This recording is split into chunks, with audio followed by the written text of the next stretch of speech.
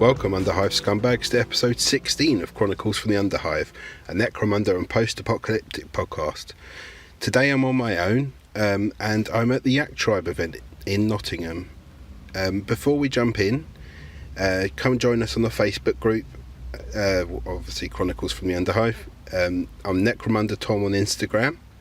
Thank you for all the people who have completed reviews on iTunes and other podcast apps. And as we've discussed in the past, we've begun a Patreon account.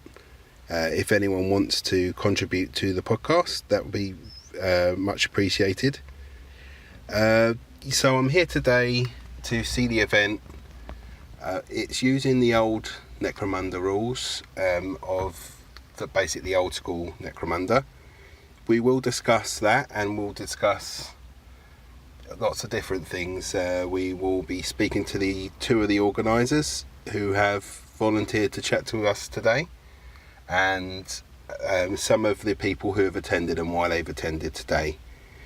After that, there'll be a part from Michael, which will be some of the things that the games he's played. So obviously, if you've seen on Facebook, you might have seen how some of those has gone.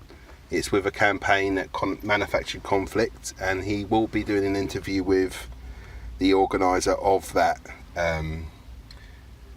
campaign in a future episode to see what it's like to actually run a campaign and try and organise people and how to do so. So that will be in the future, but Michael will have his little segment later. In confirmed news, so far we've only ever really... the Ambots are out now, but I've also seen the cool Carl Jericho model and scabs that they've shown pictures for, and they're on, so they'll be in pre-release soon, and they look really cool. It's probably one of the only models that I won't muck about with. So good work, Games Workshop, and Forge World. You've managed to find a model that I think so nice that I don't need to muck about with it. I'm going to do the patron supporters and thank yous now, as there's not really any opportunity to do it at the end of the event. So Tom Schoenberg and Meek Kingsley, thank you for your patrons. They're two new ones who I've just done recently, and a couple of the things I've seen on the group. Lee Bucket's Ore Squats are really coming along, pretty much done. Brian Cook's Goliaths look awesome, especially the one with the belt-fed heavy stubber. He's also put up painting guides on how to do his skin, how to do the bases, so that's really cool.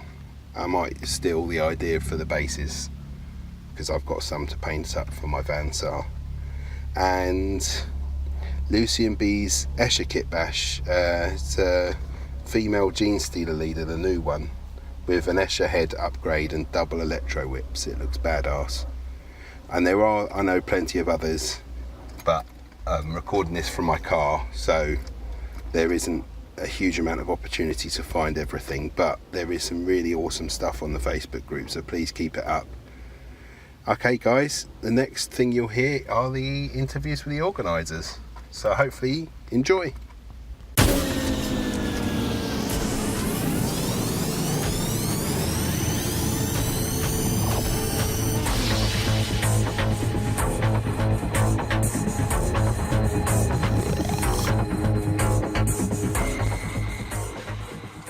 Okay guys, first segment, we're here with one of the event organisers.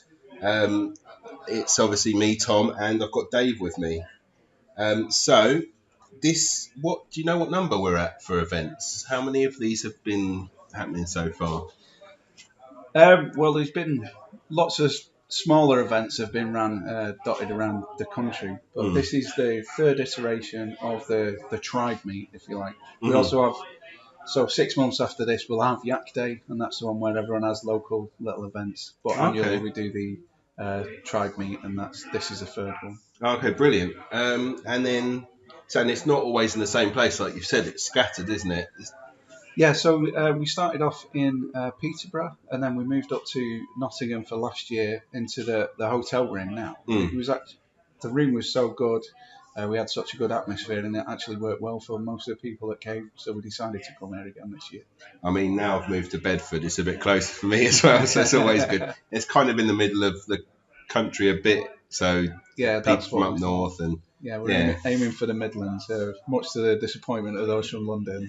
yeah. Oh well, not everything can be in London as much as Aaron wants it to be.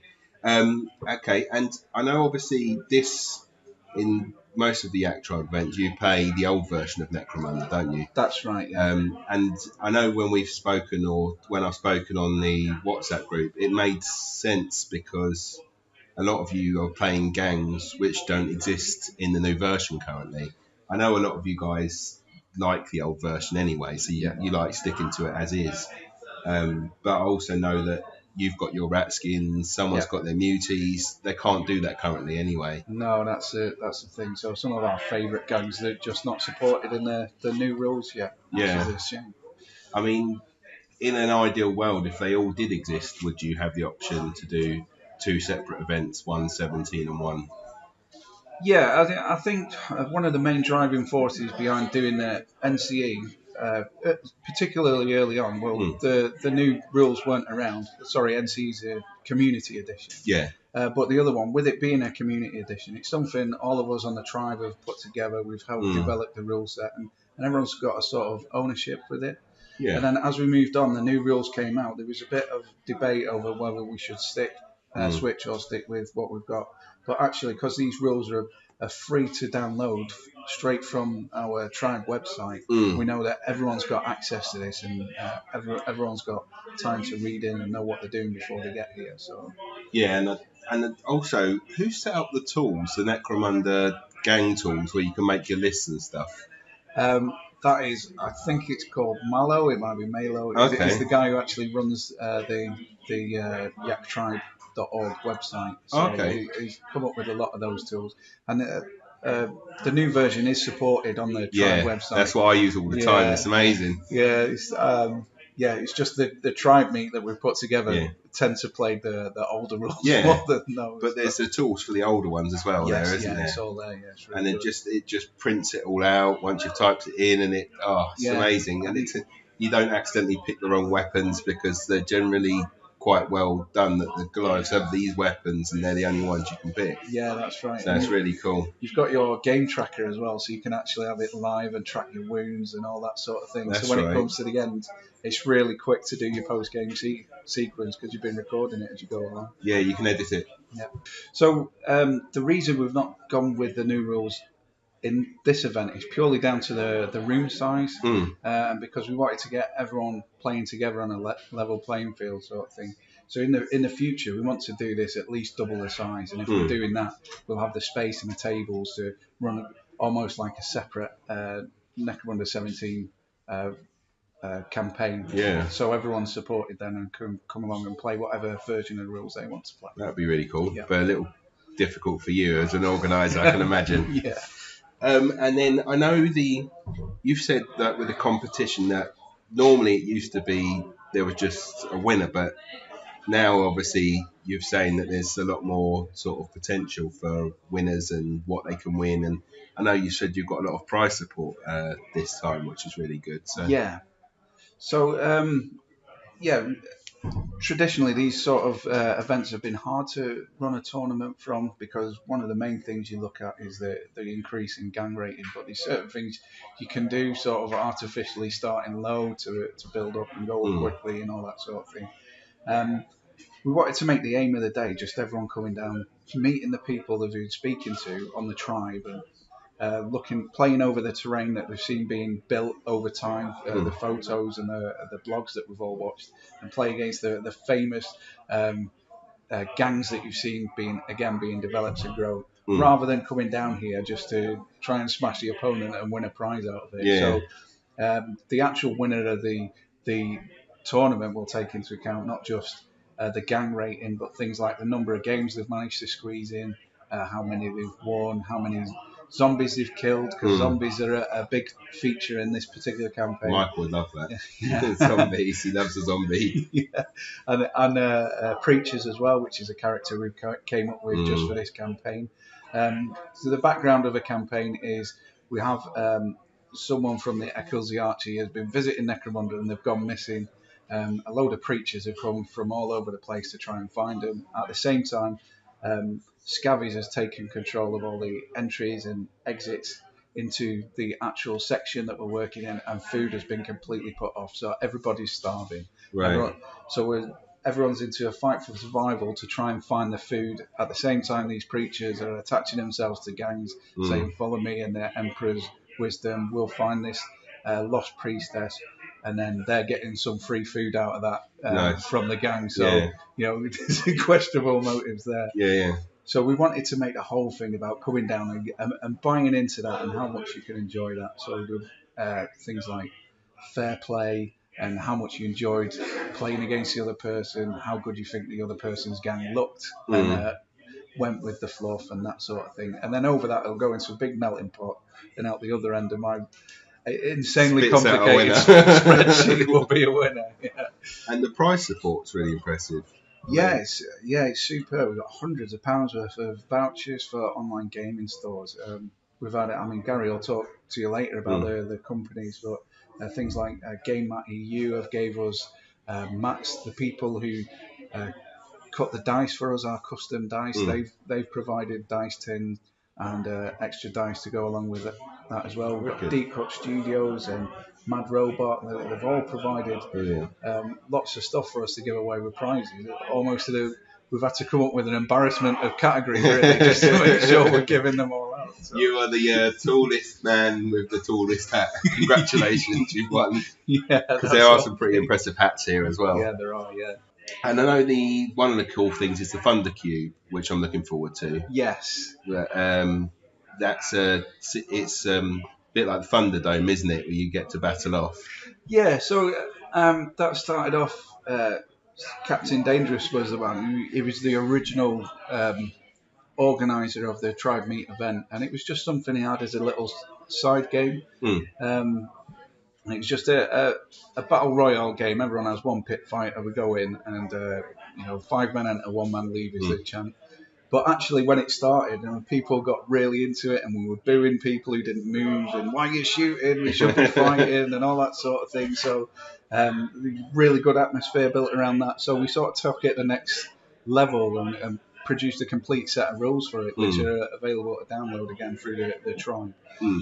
So people have generated their pit slaves are going to come down and have a go at that, and it's quite exciting. Even the cube itself looks wicked because in the floor there's like the blenders. So it's like watching Robot Wars. The floor opens up and there's this big blender underneath. It does look like it'd be really cool. It wasn't looking that good when we first got here last night. We've had some last minute surgery to make it. Real life has got in the way and really threw a spanner in with that one to the point where I thought we might have to abandon this. But John came to the rescue with, he's a serial terrain painter. He's provided a couple of the tables out here. And he goes, I can sort that out in 40 minutes. We got out the sponge and the paints and we got it. And it's unbelievable, actually, the difference, what it looks like now to what it looked like. The terrain in there is amazing. Like that, the LED display with the Praise the Emperor stuff, and it's got the glowing ball where you can touch your hand. Some of those, and the old school terrain as well. The old school cardboard terrain's nice to see. Yeah, just got a bit mix of the retro in with it. We've got a lot of the new MDF stuff. One of our guys, War Games Tournaments, again, he's got his company. He's provided a lot of the terrain for those tables. He does the MDF terrain sort of thing. So we've got a good mix of new stuff, old stuff, and stuff that's completely scratch built. Thundercube was made out of the packing that all the campaign books were sent in. Nice. So it's recycling. Yeah.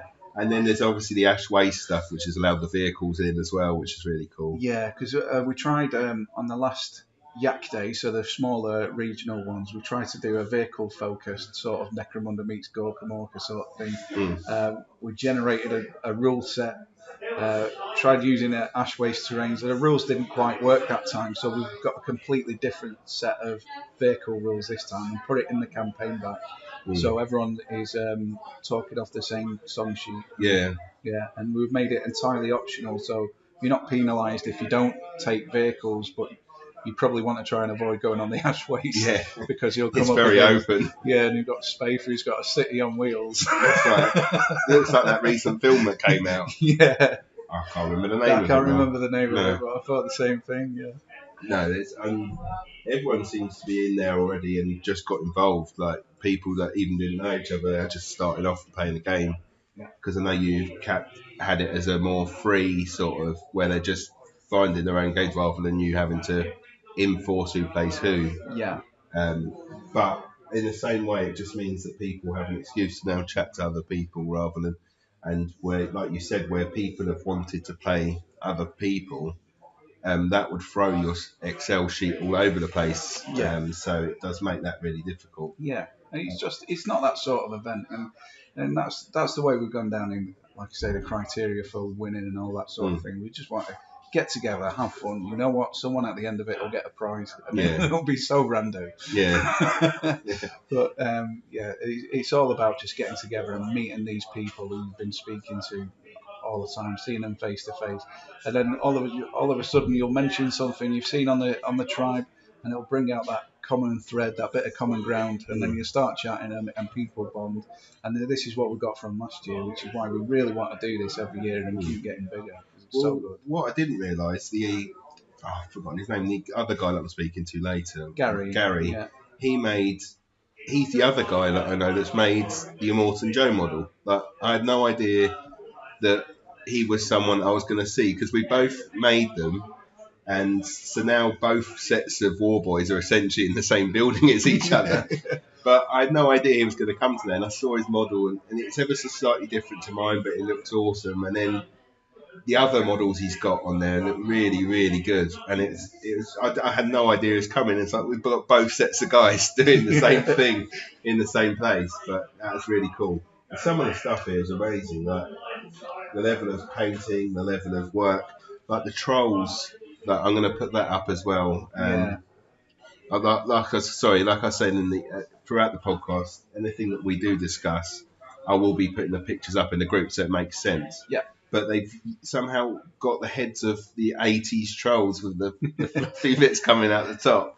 Yeah. But they look amazing. Yeah, it's got a fantastic theme, and then obviously from that is developed a load of fluff to go along with it as well, and it's quite interwoven now with the Tribe Meet events that we're going to have trolls in there. And but it's got a display case, and it's really full-on stuff. Really put some work into it. Yeah. So it's really nice to get to see all these bits and pieces. Yeah. In regards to questions, I actually have no more to ask. What's in the?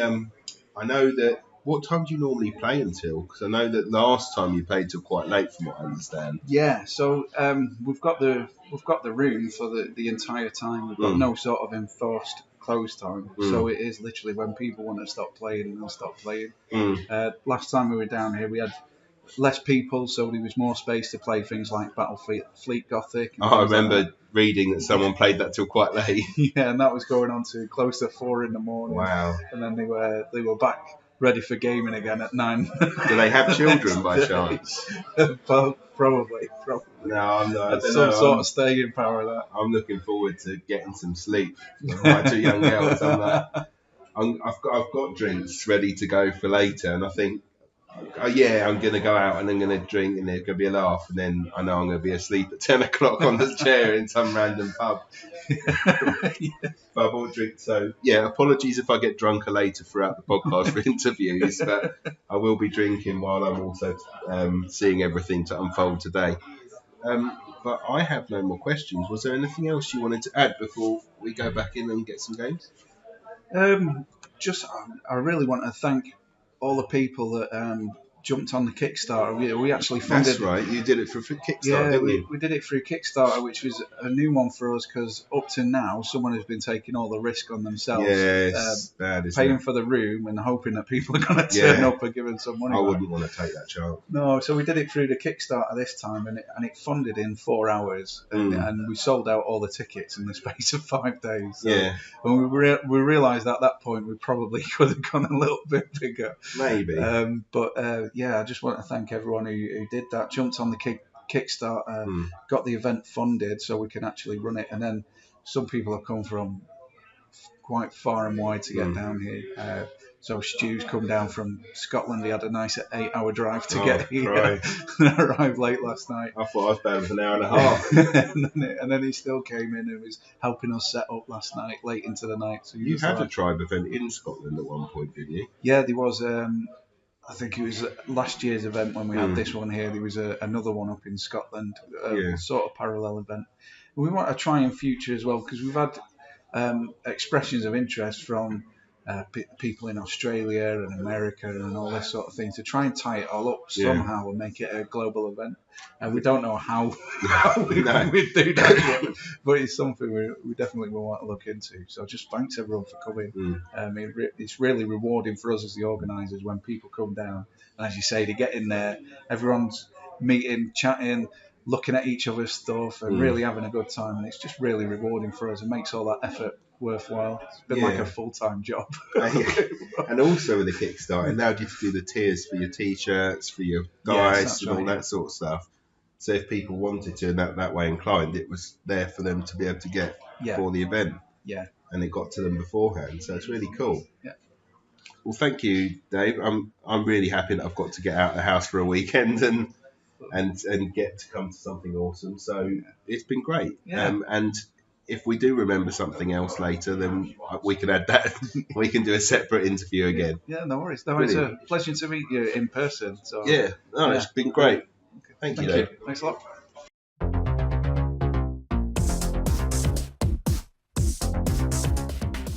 Okay, guys, we're back as take 2 because somehow I've forgotten to press record. Whoops. I'm with Gary.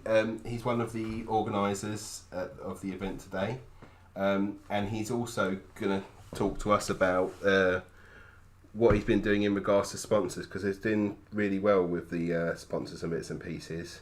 So I know that we were talking about in the past, we've obviously had the yearly set groups and then the half-yearly ones as well.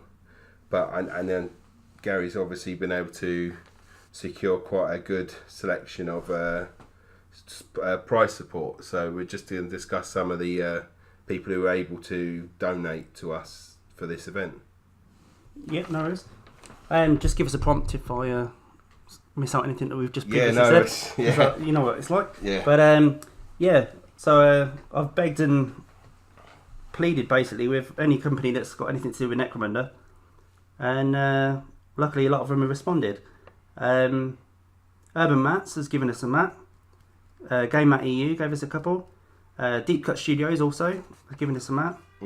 And they're really good. They're like mouse mat material, like neoprene, and that's brilliant for like rolling your dice on. You don't get your horrible noises. You don't scratch your models on the table.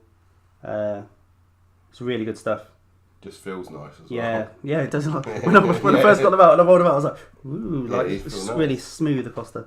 Yeah. Anyway, also Micro Art Studio, they've given us some terrain. We've got some like big resin cogs, and they look really good. It really fits in with the hive feel.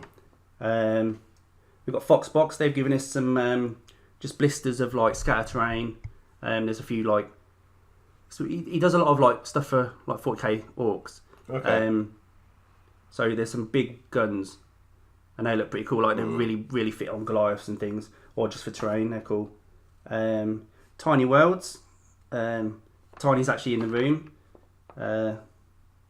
He's from Wales. What does he make? Is it miniatures or? It's mostly like terrain. Like he's done a lot of barriers. There's craters. I haven't actually looked because he's only brought the box today. Right. So I've not looked in the box yet. But is that 3D printed stuff, or is it? I'm not sure. Or is it MDF? I'll have to ask. Yeah. But it looks it's mostly resin. Right. So I don't know if he 3D printed it first and then he's cast it, or if he's just made it himself and then cast it. But he's got some good stuff in there. Secret Weapon. They've given us some credit on their store, which is amazing. Okay. Mad Robot also credit. But there's some.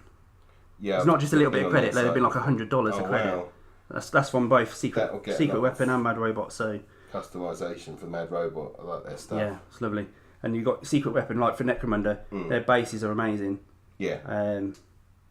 There's a lot of companies that do bases, but I think secret weapons is definitely some of the best. And Mad Robot. If anybody's been on Yaktribe, Clockwork Orange has got an army of these trolls. Yeah. And Mad Robot has supplied all the troll heads for that. Oh, is that where he got it from? Yeah, I was curious. Yeah. I think he sent him a sample and he's like, yeah, I'll cast them up for you. And, he made them specially? He's got the whole army. Oh, wow, okay. Have you seen... I've taken photos of them. There's also a picture of John with Clockwork. He's got a crown with orange, the actual orange hair. He's a tall guy already. He adds another foot to him as well. Brilliant. So keep an eye out on Yaktribe for that. Also, another company was Lava Turbine. They've supplied. It's a really cool. It's called an iris, and it's a little plastic gate that you can actually. It's like a bulkhead, and you twist it, and it opens and shuts.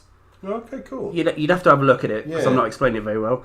But so it's like it's got a door control to it. Yeah, but it's like an iris. You know, like on Stargate, where it goes. Yeah, twists open. A little hole to a big hole. Yeah, it's really cool. I want to see that now when I go back. I'm not sure how it goes together. Yeah, because it's just come in bits. But I've seen one fully made, and it looks really cool. That does sound really cool. And I seem to have missed him out, but one of the best. Ed from War Games Tournaments has provided so much terrain. He's in the room as well. He's running around with his Van Sars. Okay. Yeah, that big army of green. Yeah. Oh, I didn't know that was him. Okay. Yeah. And he's supplied like at least 6 tables worth of terrain, but we've tried to get it all onto about 2 tables, and that's made a really impressive spectacle. Really jam-packed. Yeah, because on the Facebook group, people were noticing that stuff was on there. It's been popping up, hasn't it? Yeah. That stuff, yeah. Yeah. It's the cranes and stuff that give it away. The big MDF cranes, the yellow ones. Yeah. That normally gives it away. Yeah, well, there's the big grey table that looks amazing. Just exactly what you expect the middle of the hive to be. Yeah. Just on top of each other, isn't it? It's just everything sits on top of itself. It's what I imagine.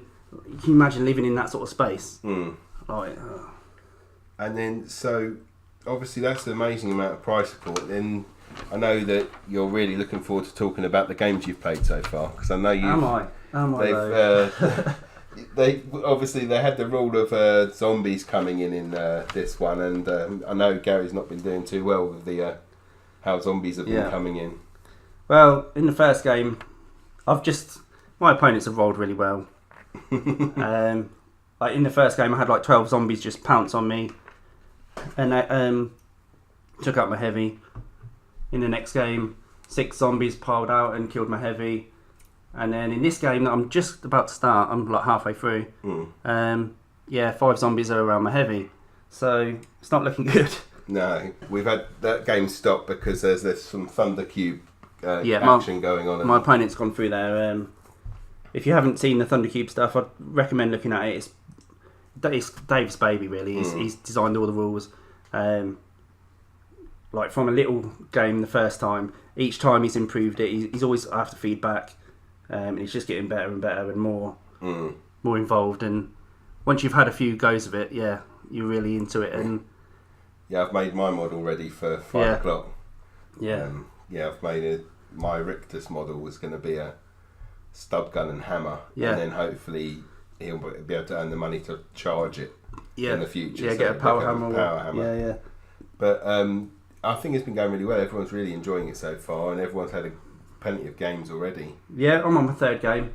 I would have had more, but we had to have some chip butties for lunch and that sort of thing. Yeah, we had to stop for food. Always food. But yeah, it's been cool. Yeah, it's been really good, and I'm going to come back in the future and do a bit more recording for tomorrow, and hopefully a few more of the people who attended will be able to do interviews. I've got 2 so far, and hopefully I'm going to get a few more. But if you try and get all the organisers, because they'll all give you different style things. Just stay away from the troll. Yeah, no, I've already known one of the guys that's wearing the cone on his head. I already know he's not. Yeah. He doesn't fancy it. Oh, does he not? No. Okay. He says he's a player. He's not a talker. He is a talker. He's a good I lad. know. He's a good lad. I just said I'm going to hide a dictaphone on me at some point and just record him talk. Yeah, because essentially everything that we've been chatting about is like, well, you could just Yeah, say it on you here can because just that's put- what I yeah, want. yeah, yeah. But he's not comfortable with it. So each to their own. Yeah. But thank you, Gary. No worries. And Thank you for hopefully coming, mate. this one's actually recorded now. So Yeah, it'd be good. bonus. Yeah, no, it's been great so far. Thank you. Thank you.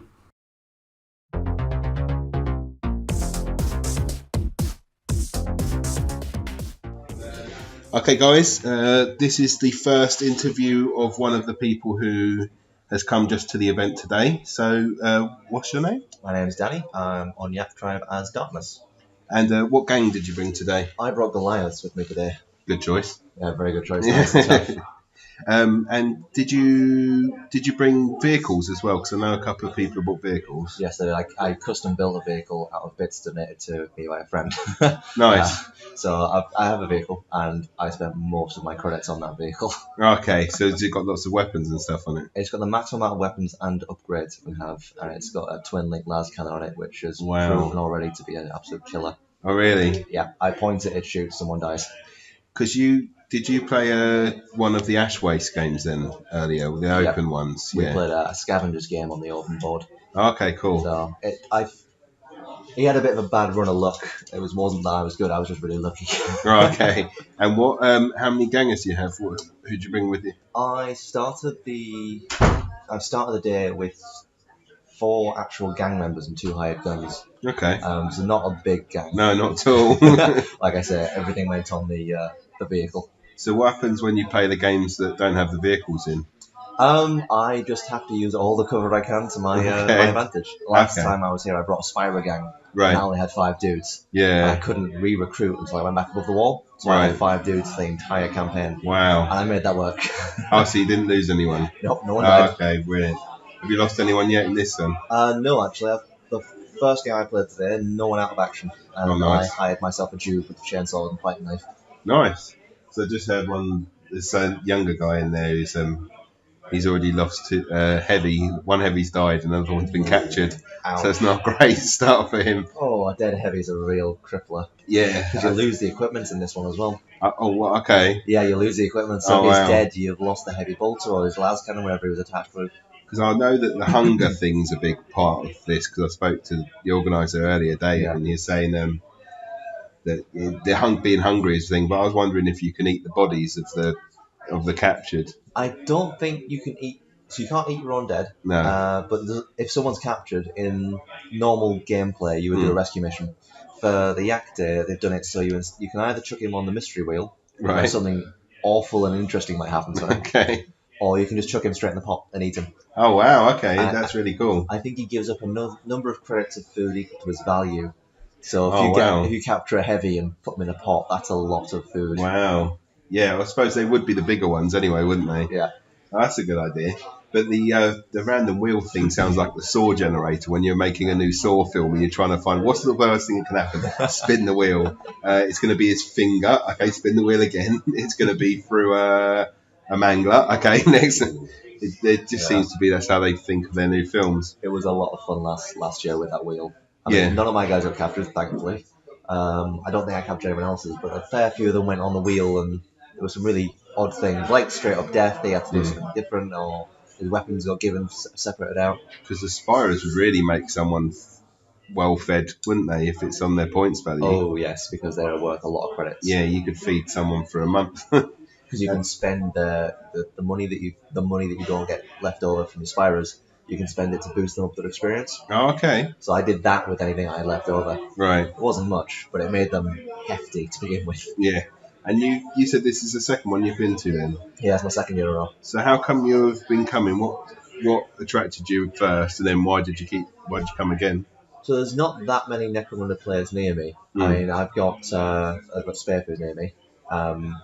And what area do you live? Reading. Okay. Reading area. But I know other people that do play, but we can't get together regularly enough to play a good spread of games together. Right. So this gets me in for a weekend of being able to just play Necromunda games, watch my gang grow and develop as it goes, and then at the end of it, I'll chuck it on the Yaktribe, and then for the next year's event, I might bring them back. Yeah, because like a really condensed campaign, isn't it? It's like cramming all your campaign into 2 days. It makes for a super dense weekend of just hardcore gaming, or just watching and seeing other people's misfortunes unfold. Yeah, true. Yeah. I tried not to laugh with the dead and the captured Debbie first. Now that's like the first game he played as well. It's like, welcome to the game. Did you enter any painting competitions or anything? I have no idea. There's a photo booth in there. Yeah. I chucked my gang in there because it's always nice to. If that enters it into the picture competition, wonderful. Did you make a preacher or anything? No, I didn't make a preacher. I paint really slowly. Yeah. So building and painting the vehicle and making sure I had all the weapons I would need painted up and my gang painted up took up the majority of my preparation time. Okay. So I didn't get a chance to build or paint a preacher. Oh, fair enough. I'm happy just running without a preacher, and if I have to eat somebody, I have to eat somebody. And then what are you looking forward to for the rest of today? You going to do anything this evening, or? I'm looking forward to the Thunder Cube. Yeah. Which is Monkey Inventor's homebrew pit fighter rules. Yeah. Which was a lot of fun last time. I wasn't prepped for it. This year I'm prepared with a proper custom built pit slave. Okay. I've thought about what I want to do with them. Last year I kind of got a bit. Ended up with a really tough pit slave, so it was difficult to take out. But when they did, he couldn't really do much damage back. Okay. So he got knocked out pretty quickly. I'm hoping this year for a return to favour. Nice. Yeah, because it's completely customizable with the way you make them, isn't it? Yeah. So they have to start out with a pit slave weapon and a pistol. Yeah. And then as they get more experience, they become a better gladiator. And once they get to certain ranking types, they can get better pistols. Okay. I'm hoping I can get a plasma pistol for them. So they really make their way through it then, don't they? Yeah. How many games do you end up really having of the Thunder Cube in the end? I think there's usually 2 or 3 rounds. Okay. So I think we're starting hopefully soon. There'll be 2 or 3 rounds today. I think last year he did it over a 2-day period. Right. But that took him away from a lot of his gaming as well. So I think this year he's doing it on the 1-day period. Yeah. Which is fine because a couple of quick rounds of Thunder Cube is enough to break the tension between high tensile games and the Underhive. Yeah, just hoping and praying that you guys don't die. Yeah. It's nice to have to only worry about one guy guaranteed every time. Wicked. And then what are your plans for this evening? Are you going to be playing all the way until through the night, or? More than likely. Last year we did a BFG event. I borrowed some Battlefield Gothic. Yeah. I borrowed someone's ships for that, and they played well into the night. This year there's no tables for that, so it'll probably just be Necromunda in the Underhive, using my vehicle as much as possible. Yeah, I bet. Awesome. That's great. Thank you very much. No, thank you.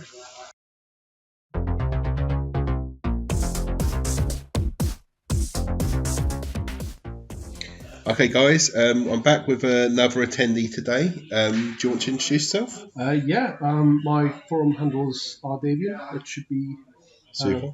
Yeah, okay. And that's Yaktribe groups. Yes, on the Yaktribe. Yeah. Super. What game did you bring today? I brought a Pit Slave Gang. Nice. Sadly, can't do that yet in the new version. Yeah. Unless we use the Venator rules. Yeah. I mean, I need to look at the Venator rules and see how to actually bring them in. But as models, they look very nice. Yeah. And so you use the old metal models, the old school ones. Yeah. So there's the one with the hammer, with a hammer attached and stuff. Yeah, the one that's all sorts of crazy. Yeah. Sort of throwing himself at the enemy. Brilliant. And is this your first one you've come to this event? Yes, this is my first tribe meet. I did do sort of a Yak Day up in Scotland just for a couple of people, just because they couldn't make it down to the main Yak Day. But this is my first tribe meet. Yeah. And how did you find? Was it just being on the group or? Yeah, I've been in the forum, sort of reading around sort of all historical tribe meets and going, it'd be really nice to sort of make it down to one or 3. Sort of trying to get sort of time and schedule to sort of make it down here, and I thought, well, try and make a proper effort this year, and here I am. Nice. And so, did you know anyone before you came in? Apart from obviously just speaking to on the forum, did you know anyone here when you got? The only person I would say I knew was Stoof, mainly because of the Yak Day and sort of going up to sort of playing at his house. Yeah. Sort of new to sort of actually meeting people in person here. So it is nice to put faces to names or faces to forum handles. Yeah. And how did you find that? Has everyone been? Yeah, nice? Everybody's been really welcoming. had lovely conversations talking about, the system, talking about the setting, talking about, all aspects of Necromunda, old and new. So yeah, it's been generally a very welcoming atmosphere, very fun atmosphere. And you've one of the first people, well, you were the first games to play on the Kablam's board as well, the vertical one. Yes, that was a lot of fun. That was trying to, you've got to think perpendicularly to how you would normally. Yeah. It's very much a different kind of game. Because it was, the line of sight thing must be difficult because you can only shoot, technically you're only shooting up and down rather than to your left and right as well. Yeah, it's sort of going, well, straight ahead of you, is there somebody? Yes, can we look like, there's a little bit of 3D aspect to it. So you have to be kind of careful on certain bits of the board.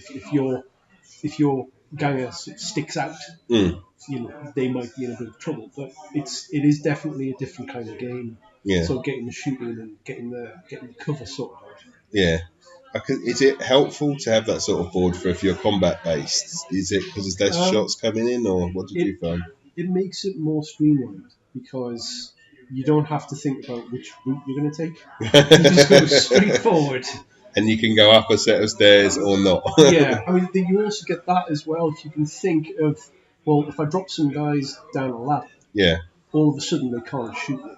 Yeah. It's trying to then bring them down and under. You have that subterfuge of going under them or over them, then coming back down and being behind them and having the lovely sort of pincer movements, sort of getting in from behind them. And it's definitely a very fun board. Have you got a guy set up for your Thundercube? Have you picked one of your pit fighters? I will probably pick my pit slave chief because they want a fighter. He's got 2 pit slave weapons sort of on there. But, plus he's the best one. Okay. Yeah, I think everyone's going to go for the leader in the end, aren't they? All right, wicked. That's it, really. So thank you for getting involved and good luck with the rest of your games. Oh, thank you very much. Same to you.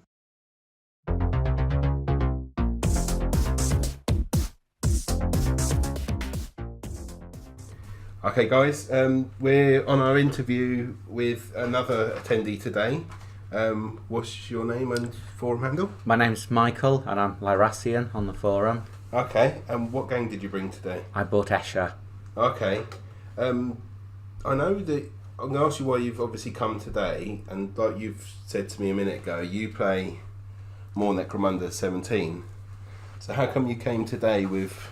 Mostly it was a game that I played on and off, an odd game ages ago. New edition came out, we played a campaign, quite enjoyed it. Just happened to be lucky and see this come up on the forum and bought a ticket just before it sold out. Yeah. So, it just happened. It went fast, didn't it? The tickets went really quickly. Yeah, I was just happened to log on at the right point that the Kickstarter had just been announced. Yeah, because I spoke to Dave who set up the Kickstarter, and I think it went really fast from what I understand. I think there was like about 2 tickets left after the first day, and then it was gone. Sort of very quickly after And how that. did you find writing a gang then for the old version of Necromunda if you're so used to the new one? Was it difficult? Writing the gang was very easy. It's playing the gang that becomes slightly harder. The rules are quite different, aren't they? Yeah, I mean the attack bit is actually almost the easiest change. It's the other sort of bits trying to remember that the difference in wounding rolls and do they use the table? They use the crossover table rather than it just being is it twice the strength or not? So but I used to play a lot of sort of 40k, so it's just almost going back to that sort of. And how many games have you had apart, obviously minus the Thundercube? How many games have you had so far? I've done 3 so far today. How have you been getting on? I've lost 2 of them, so obviously I'm doing really well. Was that due to the zombies, or? No, we haven't had a single zombie. Okay. Was it the dice rolls that have just been low, or? Yeah. My first game, I was doing really well with every single 1 and 2 that I rolled. It's like, I don't seem to have any ammo in these big guns. As I'll have 6 shots at you, and I managed to get 1 hit that pins somebody. And oh no! Yes. But you didn't get any zombie. Not you, like the opposite of what Gary had. With all the zombies. Yeah. It's just I said it was just just one of those, sort of having fun games, just not being able to hurt them as they charge across the board at me. And then the third game was delivering the package, and I just managed to. It looked like it was all sort of folding in. My plasma gun had just overheated, but I got a backup pistol, so I managed to shoot his leader in the head and get through. Nice. And that was literally the turning point of the game. And you've done well in the Thunder Cube as well. Yes. I was managed to get through the first round with a little bit of luck. Opponent charged me, and he didn't roll very well, and I did. So took one guy out, and because there was only 3 of you in this. There were four of us. Because when I got there was 3 left. Yeah, the first guy got shot in the back, and then I charged over and coup de grace him. Right. The second guy charged me, and I killed him, and then the third guy I shot was down and just wandered over and coup de grace him as well. Because you shot and downed him before the guy charged you. Yes, yeah. So you then killed him and then got over. And then finally got over for yes, yeah. Because he was crawling away the whole time, wasn't he? He just kept going back and back to try and get away from you. But I mean, other than the one shot in the back that hit the first guy that I coup de grace, I basically did all the damage in the game. So how did you end up after the game? Did you get, how much credits did you get, or increased fans, or got a few extra fans? I bought some armor, so I've got a slim chance of surviving, and I've got a weapon skill increase. Okay. And I've got the sprint skill, so I can charge 12 inches, which might surprise. So it's 3 times, isn't it? 12 inches. So yes. So that might surprise a few people. Well, hopefully it won't surprise me. But then I've got to get through my rounds. Yes, so you've got to get through your round. Through it. Awesome. So, but you're enjoying yourself. Is this your first one? This is the first one, yeah. I mean, my main game is Blood Bowl, so I used to go to Blood Bowl tournaments. But I just thought, I'd try something different. Blood Bowl, I'm really struggling not to get into Blood Bowl because I can only do one thing at one time. Yeah. And I'm still trying to keep Necromunda, but I've always wanted to play to actually play it properly and own my own gang and stuff. Yeah, well, I've played it on the PlayStation, the PC and stuff. Yeah. But we've got a league in Leicester with about 26 of us going into. Yeah, we're just finishing off season 6 at the moment. That's a big old league then. Yeah, well, we started off 10 people. Just before the when they were talking about bringing it out, but before it had actually sort of come out, and then about every 6 months is a season. So that's like the Premier League essentially, isn't it? You've nearly got a full league. Yeah. We've got two divisions. Wow. So yeah. Brilliant. Okay, and what are your plans for the rest of the evening after this? Are you just going to keep playing until you pass out? Or? Well, no, I mean, I'm in the final at 7 for the Thunder Cube, and because I live in Leicester, I'm going home. Oh, okay. So my sort of agreement with the wife is generally so long as I can get back, so if my daughter has any, wakes up or whatever, I'm there. Yeah. This kind of thing, see her in the morning, do breakfast and things. So my travel zone is anything in the Midlands. Fair enough. You've got to keep everyone happy. Yes, yeah. It's. I mean, with Games Workshop being in Nottingham, there's plenty of events, Midland based. So brilliant. Okay, that's great. Thank you very much for the time today. You're welcome. Well, I'm going to wish you good luck for the Thunder Cube, but I want to go through and do well as well. So good luck up until you reach me, hopefully. Yeah, well, I'll tell you what. You and me can just team up in the final. Take the other 2 out. Then we can go mono and mono together. You didn't hear us conspirating before the game. That didn't really happen. And if that does happen in the final, that's just coincidence. All right, brilliant. Thank you very much.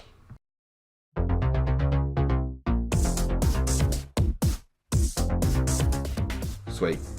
Okay, guys, we're back with another interview. Do you want to introduce her? Yeah, hi, my name's Scott. I'm known as Headcase14 on the Yaktribe forums. I'm here at Yak Meet 2019. Seems like quite a long way in the future. And I'm bringing, I brought my Orlok gang with some sort of vehicles along to play the old school Necromunda rules today. But you've said did you say you've played the new version or you wanting to play it? I can't remember. Yeah, so I've played it a couple of games. We've got the box comes with a sort of a piece of terrain in it, so we've played that sort of demo game. We played 2 sort of fully fledged of the sort of tunnel maze games, and I really like it. I think it's better than, this is probably a controversial thing to say at this event. No, it's fine. But I think from a rules perspective, I think the new rules are really cool. I prefer the alternative activation. I think there's more variety of gangs.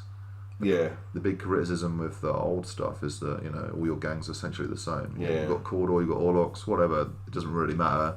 You've got different skills, Yeah, maybe. until they get their skills. It's not But even then, there's not that much difference, No. you know, because you don't have any control over the skills. So you might end up having like rapid fire on some guy with a flamer, or Yeah. you know, whatever.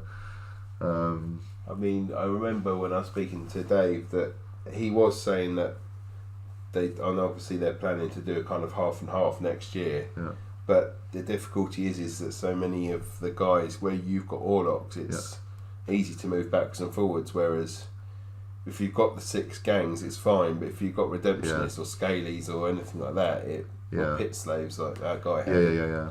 unfortunately, you kind of get left out, don't you? Unless you adapt. I think people can be pretty inventive. So we've played games where, you know, this bunch of orcs counts as, you know, Goliaths, or this bunch of Ratskins counts as whatever. If that, We've got a load of trolls. Yeah. We've got a load of guys with orange head trolls. So, you know, whatever. So people are happy to adapt, and I don't think.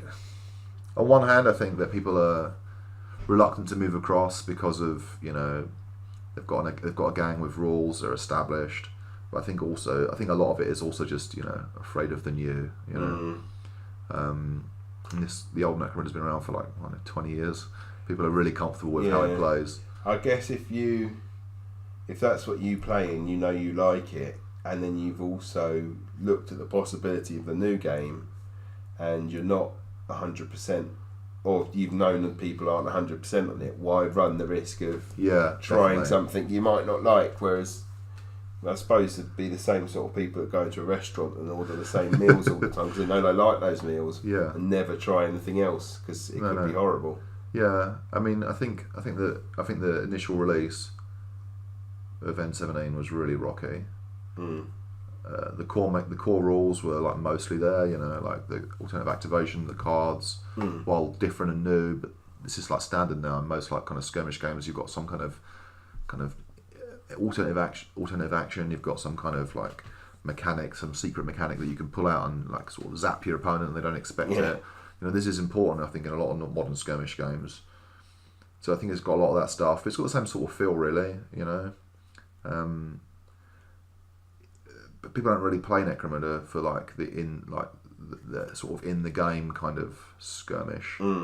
They play it for the sort of story that gets crafted around. Yeah. And the initial release, the campaign rules were not very good, and that's evident because they released a new bunch of campaign rules, the Dominion campaign rules, which I've not played, but I've read through, and I'm like, this is really cool. This sounds like the kind of game I want to play.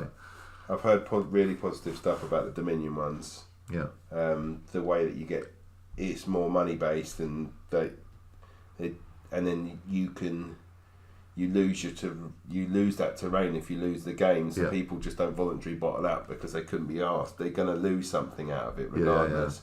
You've really got to put some thought into what you're going to voluntarily bottle from. Yeah, I often think in the current the old school version we're playing, there's often. So I typically play like somebody like Goliaths, and I don't play with any intention, no tactics. I just like, where are they? I charge at them. Don't care if there's cover. Don't care about anything because I feel that's like in character. That's what they would do. Occasionally, I might, you know, if there's some obvious cover, I'll like go along that route if it's obvious. But generally, I just make stupid decisions and just kind of roll with it and keep in character, you know, because that's kind of the kind of game I like playing. But often, if you're playing like this time, I'm playing Warlocks. I'm trying to play more tactically, and I'm thinking actually sometimes it's just better to run away. That's never, and it's just an obvious decision. You know, I've lost too many people. If I take any more casualties, I'm going to suffer sort of after the game. Yeah. You know what? I'm just going to run away. It never feels like the right choice. I don't really lose anything if I run away now. You feel dirty though. Yeah, I do feel dirty. Yeah. I don't lose anything by making that choice. It's the obvious choice. I run away now. That's the safe thing to do. Yeah. That's the safe play. I think that you should have to make, when you're making that choice to run away, I think it should be more meaningful. And I think losing your terrain in that circumstance is a cool way of doing it. Yeah, no, definitely. So this isn't your first time coming to this? No, this is only my second time coming. I kept meaning to come to a series of times, but I've always been really busy. But last September we came to an event that I'm not sure on the details, but some personal tragedy affected the organiser, and it was going to be like sort of 10, 12 people, but very last minute sort of change of venue. Okay. So I think 5 of us turned up to the last. Was that the Scotland one? No. So it was sort of. So the big event's apparently this time of the year in the spring, and they have sort of a smaller event in the winter, sort of the autumn, winter. So it was a smaller autumn event down in this sort of general region. I can't think of where it was actually. Nottingham, maybe it's Nottingham, whatever, in the Midlands. There's only 5 of us that turned up, and we sort of said, well, what are we going to do? Let's try and test some vehicle rules, because we want to do vehicle rules for the proper event next year. We found some pretty old school, like hacked together old Ash Royce rules. Okay. They were pretty bad. They were, I don't know if you've ever played Gorka Morka. Yeah. They were based on those, which seemed like great.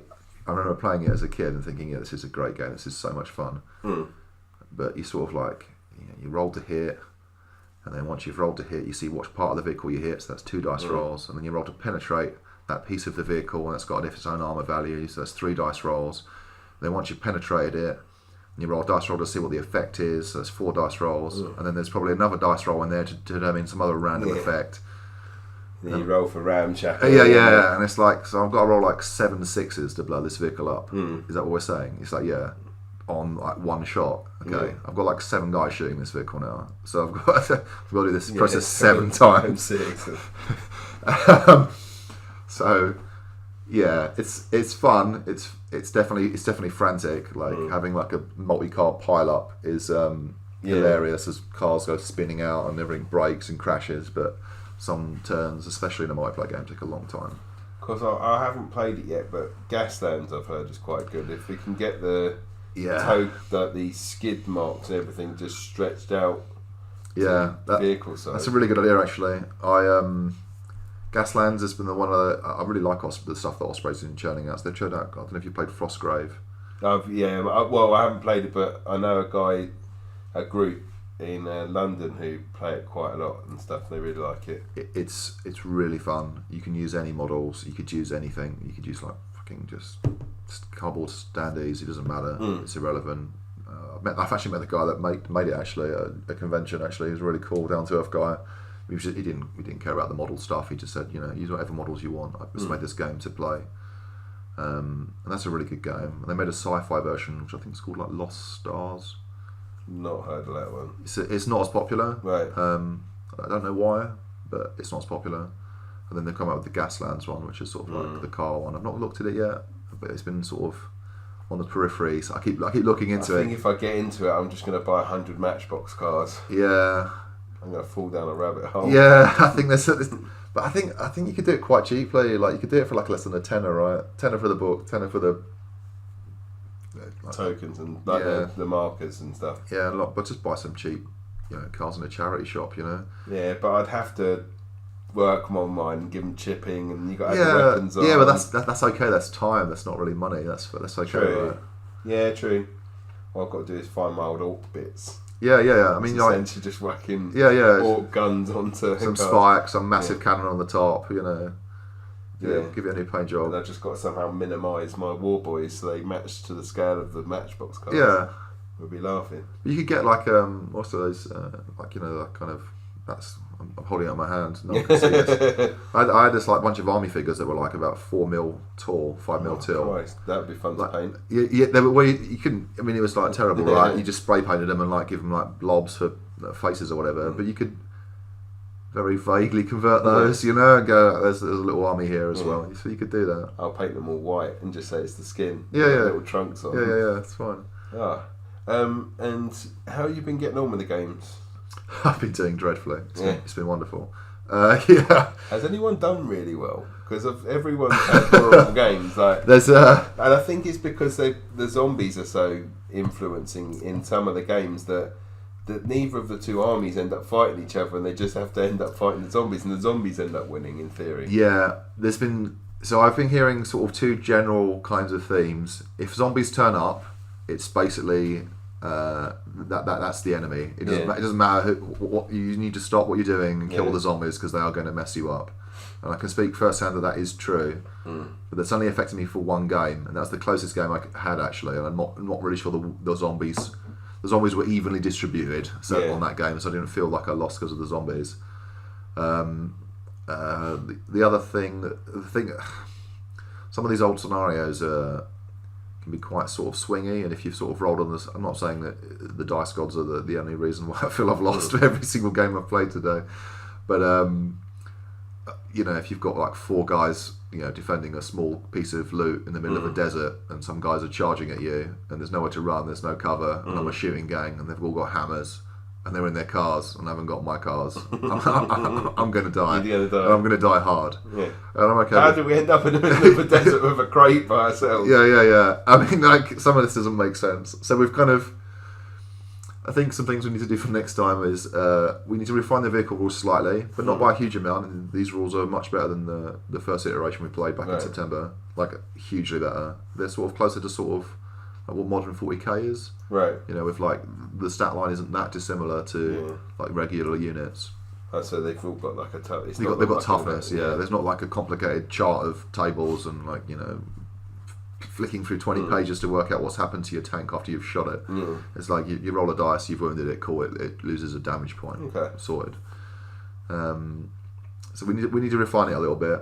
I think some of the vehicles are a little bit too weak and not very good at what they've been built for. And I think ones you've got. Yeah, the ones I've got. So I've got a close combat walker with like these 2 massive claws. It's basically an ambot. It arrived like last week, and I was like, yeah, cool, brilliant. It's not quite as big as I thought it would be, but it's fine. So I give it some power claws. Yeah, I give it a little cockpit, put a guy in it. It doesn't, not really sure how he gets in, but whatever. He gets in, screws himself onto a ball. He gets into the cockpit. It's gonna be fine. He lost his arms and legs anyway. Yeah. It's fine. Yeah. Exactly. It's what he wanted. We did him a favour, except like. That's how dreadnoughts work. Yeah.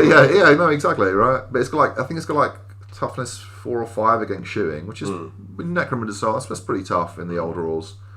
But in melee, for some bizarre reason, it's got toughness 3.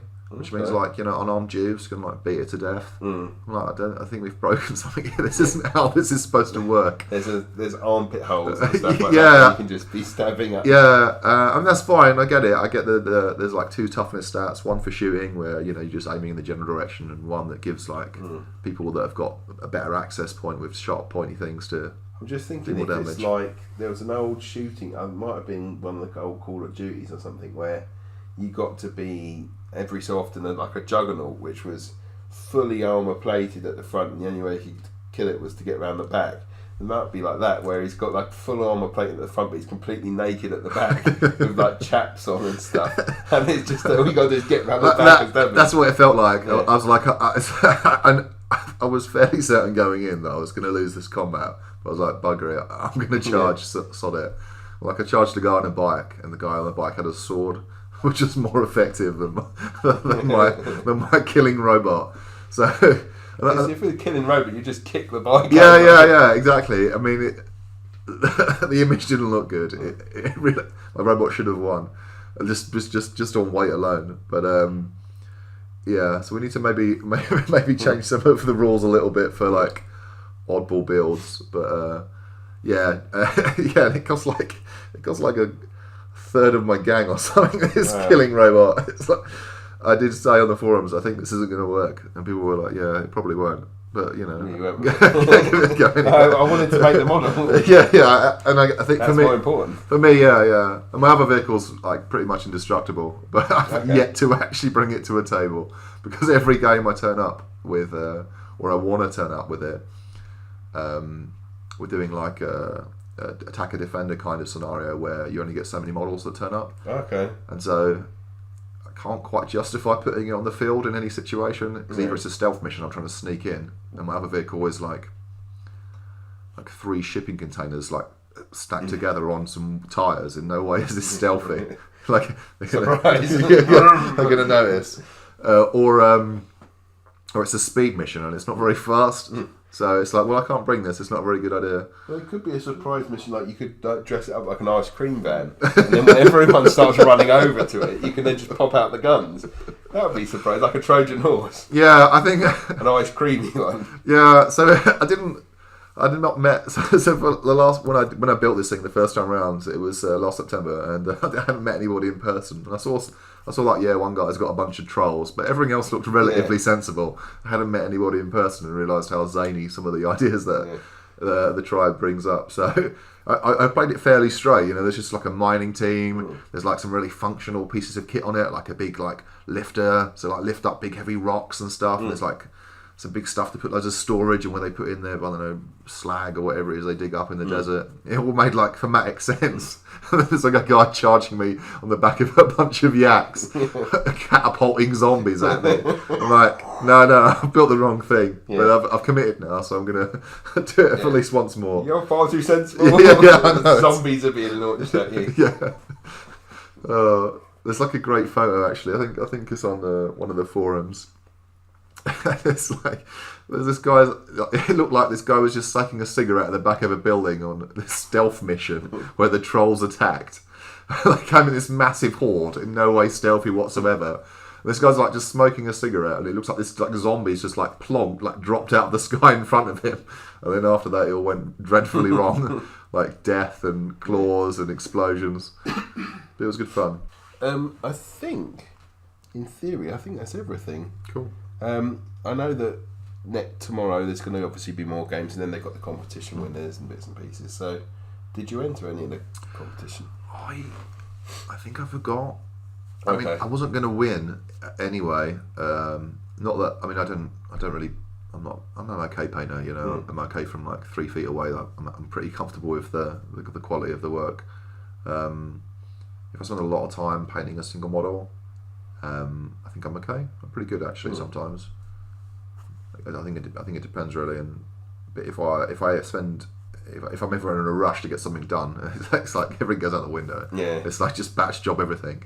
But I was speaking to Dan, a lot of the prizes are going to be for random sort of achievements in the game, like most. Yeah. So I think a lot of the awards will be that sort of stuff. Yeah. So I think the good thing about this kind of community is that people want to win still, right? You know, there's no point playing to lose, but for the most part, no one really cares. No. Like no one really ever cared about Necromunda, but winning, losing, it was always about this like ridiculous story that you've crafted along the campaign's journey. Because I thought I was quite impressive where I missed a shot and shot one of my own fans in the Thunder, and the lady shot 2 of her fans in 2 separate games. Like just the chance of you shooting your own fan, in, like you had to roll a 1 to miss and then roll a 1 again, and she did that in 2 separate games. So I thought I was bad shooting one of them, and the problem was both of us had a really bad fan rating to start with, so we only had like 8 fans.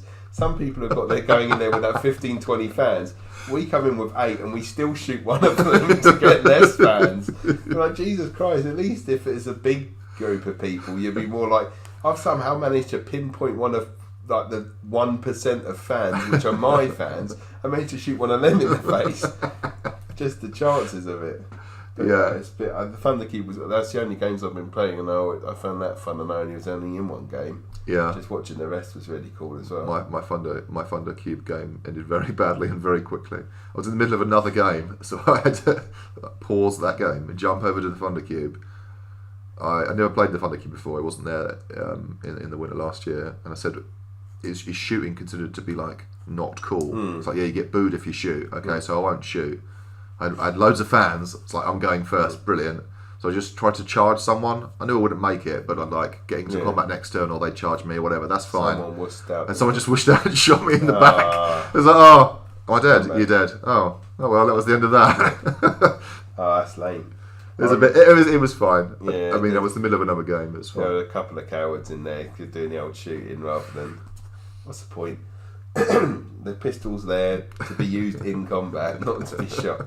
But there was someone else who managed to miss the person they were shooting at in the back, and they ricocheted it, and they managed to, when we randomly worked out who it was going to hit, it hit the person they were trying to hit. So it's like they shot past them, hit in front of them, the barrier, because it was just in front of a barrier. Like hit the barrier and then hit them in the face. So he tried to shoot them in the back and ended up shooting them in the face.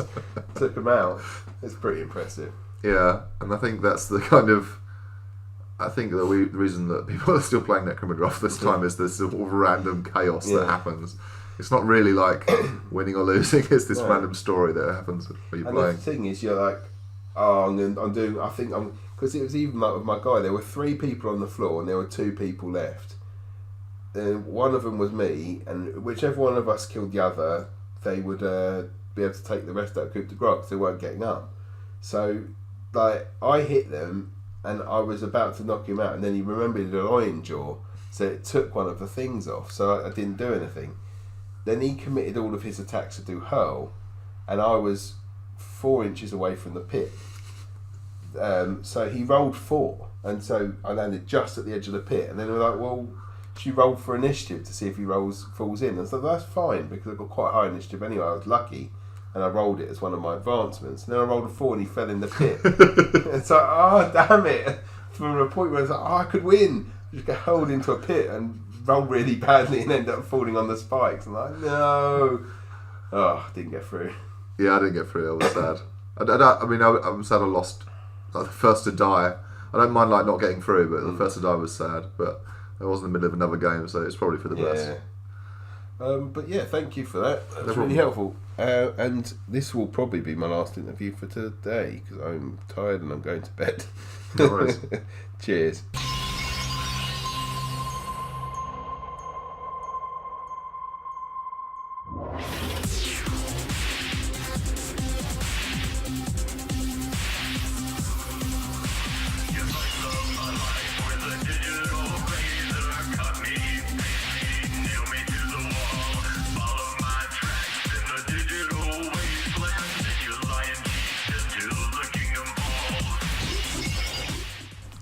Okay, it's the morning of day 2. I'm by myself at the start.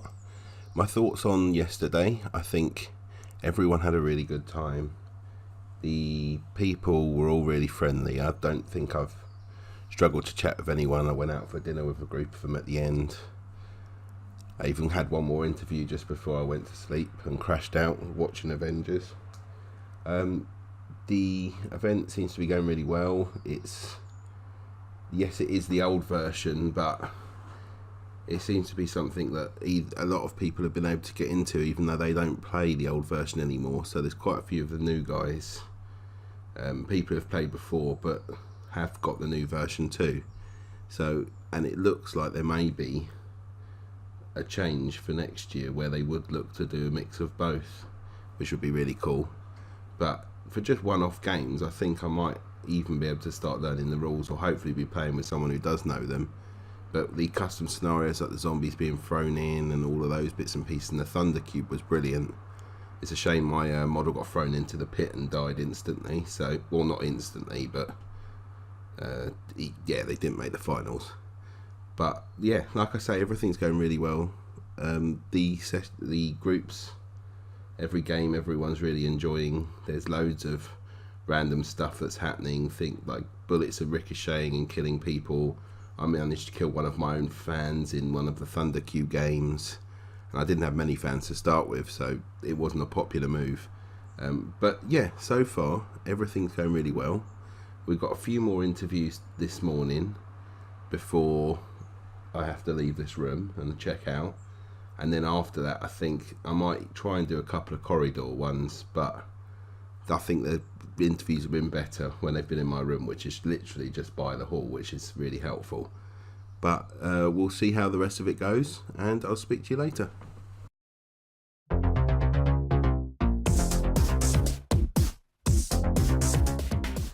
Okay guys, this is the second day, and this is the first interview with one of the guys from today, so do you want to introduce yourself? Yeah, I'm Phil, or Galtar on the Yaktribe. Super, and today I just needed to ask you a couple of things. So what list did you bring with you today? What gang did you bring? I brought Escher gang. Okay, and is that the new models or? They're the new models. I built them for N17 when it came out. So yeah, all my models and were built with the new rule set in mind. I just picked the best models for the NCE rule set. Did you find that it was okay that it was easy enough to create a gang using the new models, or were there some guns that were a bit difficult?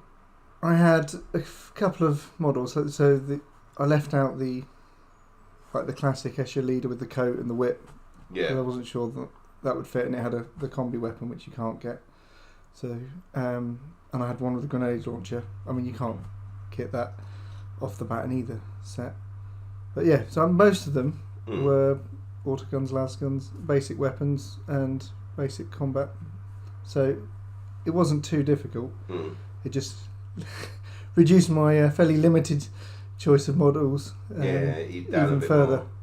And I know you're kind of unique in that a lot of the guys played the old version as their main one, whereas you played the new version, and you came here not ever playing the old version. I've come into Necromunda fresh with the release of Necromunda Underhive. So I've played a couple of skirmish games in Underhive and one turf war campaign, but I've never played any of the variants of the original version. And so you came in completely not, apart from maybe skimming over the rules, no idea of the actual game. That it kind of obviously is a bit similar, but it's using kind of the very old school version of game Warhammer. So even when I was playing the Thunder Cube, when you were attacking, you instantly want to pick up however many attack dice because you've got extra combat, and then you wanted to roll, and you knew that it was a free up to hit, like sort of the new version, and then I was like, no, you roll, and then it's the difference between the two, and it was hard getting back to the old version. Yeah, I mean, people have been really good. Every game, I've just double checked with the opponent. Is this right? Am I doing this right? But people have been good, and so both in the Thunder Cube and in most of my games, just double checking things, and most of it's been the once you've done a couple of combats and shootings, it's all fairly. Did you find the people you were with helpful? Did they explain like, oh, maybe you should Overwatch here or that? Because some of the rules that are in the old Necromunda aren't even in the new one, so you wouldn't even think to stand fire and Overwatch and stuff like that. Yeah, I only did Overwatch after someone else said, "Oh yeah, you can do that in the old rules. I'll try that." So people weren't necessarily being proactive in suggesting it, but you just sort of follow a lead from other people. And were there anyone that you played that was in the same situation as you that didn't play the old version before? Did they end up with two kind of new guys? No, I think the closest we got is someone who hadn't played the old version for a long time. Right. So you always had someone who had a relatively experienced idea of it. I don't know if I'm unique in that here, but I'm definitely in a minority. But even in that case, the pair of us just turned to someone on the next table and said, "Right, can we just check? Is it like this?" But I mean, and how have you found it so far? Have you been enjoying yourself? I have been enjoying myself. Right up until my leader got killed. But oh no! Was that the last game you Yeah. had? Oh, so what are you going to do with this next round? Yeah, that was the last thing last night. Maybe I played one game too late into the night. Oh. Or should have He rolled double was ones. too tired, wasn't paying attention. Got a game lined up this morning. I'm hoping to get some more experience and. Have you got enough Get some credits to experience buy points. this either? No. Oh. So is your champion taken over? So yeah, one of my champions will be taking over for the moment. Oh. And then what will you do after? Are you looking to go once you finish this, are you going to then go back and have you got a current campaign going or? In my games club, we're between campaigns. I mean, because we play a number of different game sets. So one of the reasons I came here, I felt I'd spent and invested a reasonable amount of money in Necromunda, so I bought a bunch of stuff, a couple of a Forge World upgrade pack as well as the base set. I thought, so when our first club turf war campaign finished, I'm like, I don't want to just put this game that I've invested in on the shelf. I want to get some more use out of the models that I've spent both money but also time on. So we have got a new campaign starting this year, but it doesn't kick off till April, I think. Okay. So not too long to wait. No, not too long. But I mean, the last campaign finished back in November, so using the Dominion campaign. we're going to be trying the Dominion. Oh, did you use the old campaign before? Yeah. So the first campaign was Turf War, right? Which worked. Yeah, actually, I thought worked quite well. But there was a definite issue with people who got an early start having a bit of a runaway. Yeah. Thing. And also the fact that you could bottle and there wasn't necessarily a negative to it, whereas in Dominion you've got your territory and you hold it or you don't hold it. Yeah. You're going to end up losing it if you just... I don't know if it's because we weren't that gamey. There's some people who just weren't bottling when they really should have done. They wanted to go There was to a the few death. people going to the death. Yeah. I was trying to convince someone of it yesterday. I was like, fight, but they didn't. Sadly. But, I mean, to be honest, that was part of the problem with the runaway. So those people who did bottle and were playing the long game, whether they won the games or not, those ones who, well, maybe they had a lucky break or, a one-off big win, they were ahead. People who'd had real grudge matches early on and hadn't got the concept of playing the campaign game, right. hammered early, late, and then some of them never caught up. I mean, we had a discrepancy at one point of lead gangs approaching 2,000 rating in the Turf War, and someone got knocked all the way back down to like something silly like 400 or. So you'd end up with like that person having like 72 tactics cards to try and make up. I don't think we had. No. I don't think that guy actually owned that many tactics cards. Yeah. No, what the arbitrator did to try and pull it back is as we went into like apotheosis. I don't even know how to say it, apotheosis. The final campaign, we came up with a mechanism where people could sell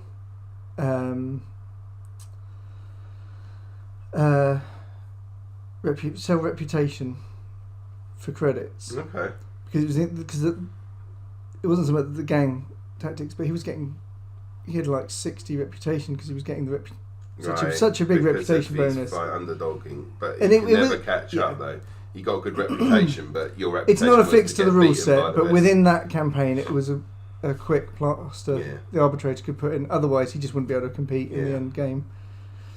Okay, well, with any luck, you might try the Dominion one and really like it. It's been quite good. So as well as talking to people about NCE and the current games, I've had some good chats with people who also play the N17. Yeah. I'm going to be trying Goliath because that's the other game I've got from the base set. So I've spoken to a couple of Goliath players. It's the way to go. Goliaths are the best. And everyone else is wrong, especially Tony. Thank you, that's perfect. So you're going to play a couple more games for today, and then hopefully... And the good thing is we've been chatting to those guys and hopefully they've said that there might be a bit of half and half next time, get the numbers up and be an even bigger event, and you can pick and choose which of the two you want to go for. So that'd be pretty sweet. That would be good. As whether they can... I wouldn't fancy trying to balance the two games and be controlling in both. Anyway, that's thankfully it's not me that does it. that'll be interesting whether you just bring two gangs for. But that's perfect. Thank you for that, and good luck for the rest of your games. Cheers. Thank you.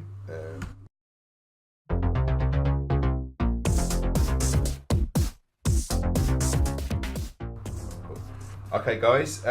Interview. I won't say a number because I can't remember what number it is. Interview X. Yeah. But did you want to introduce yourself? Sure. I'm Ilya, also known as Undertaker on Yaktribe forums. Super. And what list did you bring? What game did you bring today? I brought my Goliaths. It's Good choice.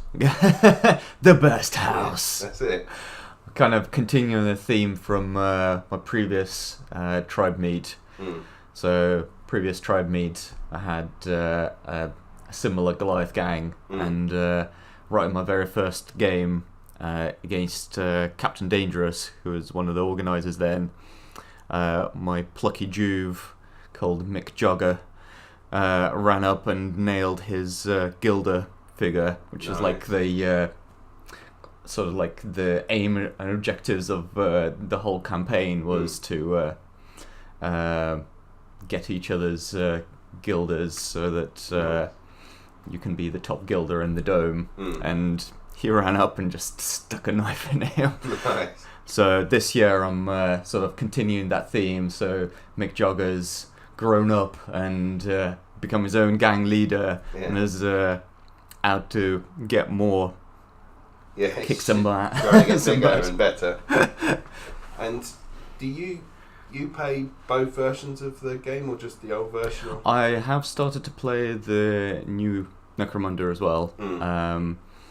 I played a bit last year, a campaign that we've got at the university gaming group here. Okay. So I haven't studied the new release of the rules that much. I know they've changed the way that templates work, which I was really happy about because I'd actually suggested that as an edit to our own group. Yeah. Like, house rule, come on guys. Well, that's just... the explosions in yeah. Let's just everything. provide cover and armor bonuses from cover. And then sometime later, one of the guys came up, Ed, did you know that thing that you suggested is actually in the rulebook now? And I thought, excellent, but maybe I should wear my tinfoil hat some more, because Games Workshop's been reading my mind. Yeah, but if it works, I'd let them. Yeah, for sure. And how are you finding flicking between the two? Does it throw you, or is it alright? To be honest, I think it's okay. It's like riding a bicycle. Although I have heard a lot of people this tribe meet, because we're playing Community Edition based on the old Necromunda rules. A lot of people are thinking, oh, I charged, I get +1 attack, don't I? Yeah. And I did it in a Thunder Cube. Yeah. I was talking in the last interview exactly that. I was like, but why have I not got an extra dice? And then it's like, no, you use the weapon skill and it's the highest. I was like, I don't remember this. I thought it would all come back, but it hasn't. I think I'm more in favour of the way the close combat works in the new edition of Necromunda, where you actually use your weapon skill to hit, rather than just I roll a load of dice, you roll a load of dice. Yeah. Oh, I rolled higher, that means I win. It doesn't matter what your weapon skill is. Yeah. I still win because you rolled 1. I found the struggle sometimes as well, like in the Thunder Cube, and everyone's like, "Oh, a hammer's really good," and it's like, and then it's like I was rolling, and I'm like, "Oh, I'm strength 4," and it's like, "Oh, it doesn't matter, the hammer's strength 3," and it's like, why is the hammer strength 3? Why is a hammer in the hand of a monster as powerful as the hammer in the hands of a mouse? Like it didn't make sense to me, and then it's like, okay, so then the strength 4 doesn't really count for anything in the end, because it doesn't matter how strong you are. If your weapon, your hand-to-hand combat weapon, has a strength profile, it doesn't matter if you're the strongest person in the world, you're still swinging it with the same strength. I was like, that's a shame. Yeah, a bit. And I know that people, when they were doing it, I heard people trying to roll to wound using the new version, so it's like, oh, this is twice your strength. So it's like, that's not how oh yeah, we had a table, that's what it was. And he's trying to remember the old version of stuff. I know that obviously because obviously the forum is more of a lot of people who play the old version, and I think I noticed that, and it makes sense. Like there's the issue obviously with some models then becoming redundant because they haven't got a new version of them, but also where they've, like you've said, you've made house rules. The community edition has come along and kept changing whenever it's needed to the point where the rules are now where everyone's playtested it so much and contributed that they work, and everyone knows they work. And it's like, well, there's a new system, but I know there's a couple of things that already don't work in that new system, so I don't want to play that new system because I can play with all my old models in the system I know works. And it's now trying to get that balance, because a lot of people now have only played the new system, and then they're like, well, I know this one, I'm not going to go back and play the old one. So now I find that the Yak meets at this point where it's like trying to work out what it's going to do with itself. Does it try and get the new guys in, or just keep the old guard happy in it? But some of the old guard do want to play the new version, and then some of the new people are like, well, it'd be really cool to play a Scaly gang, or Rat Skins like Dave has and stuff like that. So it's because they haven't brought really up the rules for them. Crossover at the moment there, and I can see it from both sides. So I can see the old guard who have a game system they now have played all the way through and know work, why would I want to go and do this? And it's like, but the new system has stuff that works better, but there's all these flaws because they've not ironed it out over 4 or 5 years of play testing. So it's a really dodgy moment now. I feel like Games Workshop have they've really taken the whole we're a models company rather than a games company ethos to the next level, and not play tested the new Necromunda rules very much at all. But then I think the difficulty is that with every new, like if we'd have gone back to the original edition of Necromunda, to its first iteration, that would have had holes. I think if you'd have got the old rules and the community edition rules and seen the real difference between the two, you're like, Christ, were we allowed to do that then? And were we allowed to do that then? I only vaguely remember playing the original version of Necromunda. I was like, how old was I? 12, 13. Anyway, it hasn't changed that much. I mean, the core rules have remained the same, but there have been a lot of tweaks. If you look at the PDF of the community edition, I'd say about a third of the text is in red, indicating it's been changed or tweaked somewhere or another. Things have been clarified, things have been ironed out. So I expect if Games Workshop does release and say, okay, we're giving these rules to the community now, like they did with the old version after they re-released it in 2003 or so. I think they said, okay, well, we'll put up the PDF and anybody can use it. I think after a few years, with the community going at it, it should be able to iron out if a lot of the kinks in it.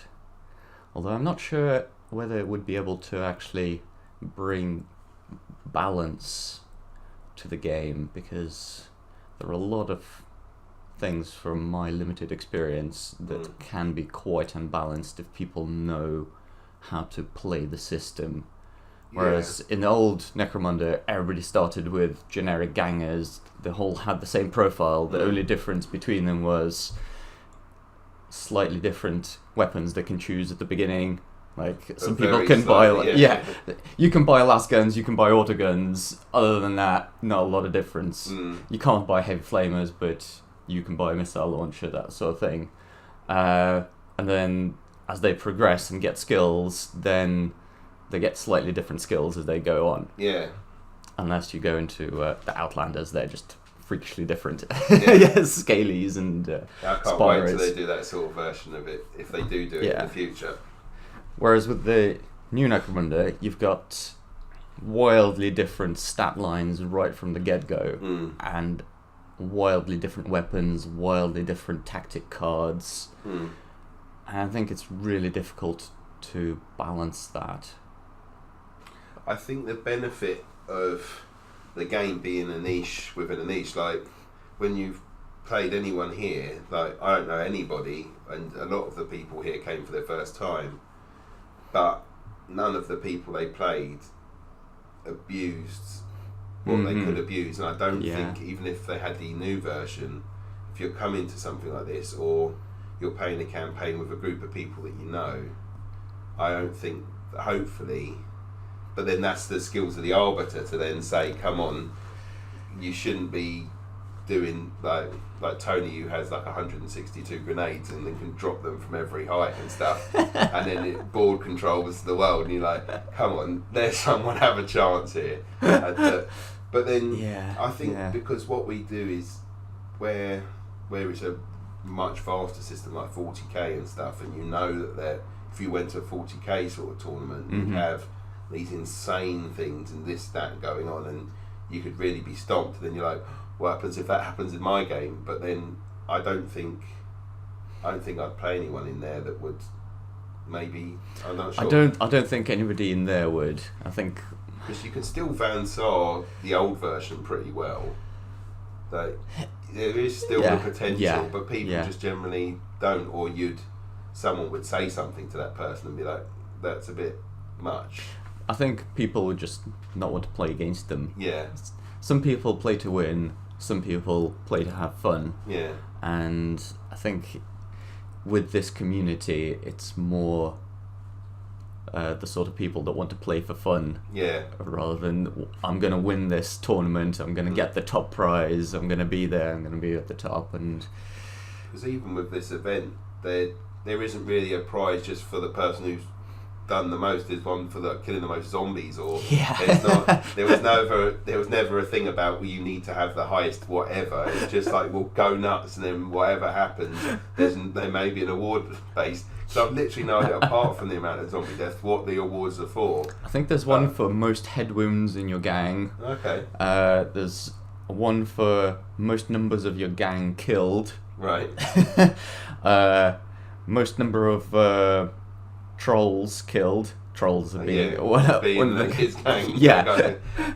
He brought his special trolls, playing as scavies. Yeah, it's just all sorts of random awards like none that. of that you would get from power gaming through it anyway. So. Yeah. I think, but overall, have you been enjoying yourself? Oh, definitely. And have you got any games lined up for today? Nothing planned as yet, so I was just going to walk into the room, pick the nearest person. Wicked. Although, I think I'm supposed to have a bit of a grudge match against Stoof, who's because he was in charge of the FAQ for this tribe meet, and I went a little bit overboard. And with the FAQs. I posted like some 33, 34 questions. I think they said that there was 33 FAQs in total, and you were 30 of them, I think he said. Yeah. I'm really but you niche combinations. You wanted to know the answers. Yeah. But I think the rules, just like with Necromunda Community Edition, I think it's better to think of all the possible combinations that the rules could go in. Yeah. And clarify them via the community, find out what's the best way to do it. That way you don't have stalls in the middle of your game where you argue with your opponent or have to go get a maid to arbitrate for you. It just flows. You look it up in the rulebook. Oh, there it is. Some people like to fly by the seat of their pants, don't they? Some people like a plan. Some people run in with their head on fire, and some people... You can still do that. Yeah. I mean, I think in your games yesterday, there was only one question where you asked me for an adjudicator, because it was about whether we were playing... 2-inch. Because we were playing on the special board that big shout out to Kablams. That's right, yeah. He allowed us to board. Yeah, he allowed us to borrow his vertical board. So instead of playing on like 2-dimensional horizontal surface, it's more like 2-dimensional but vertical. So you've got... I've got photos on Facebook already.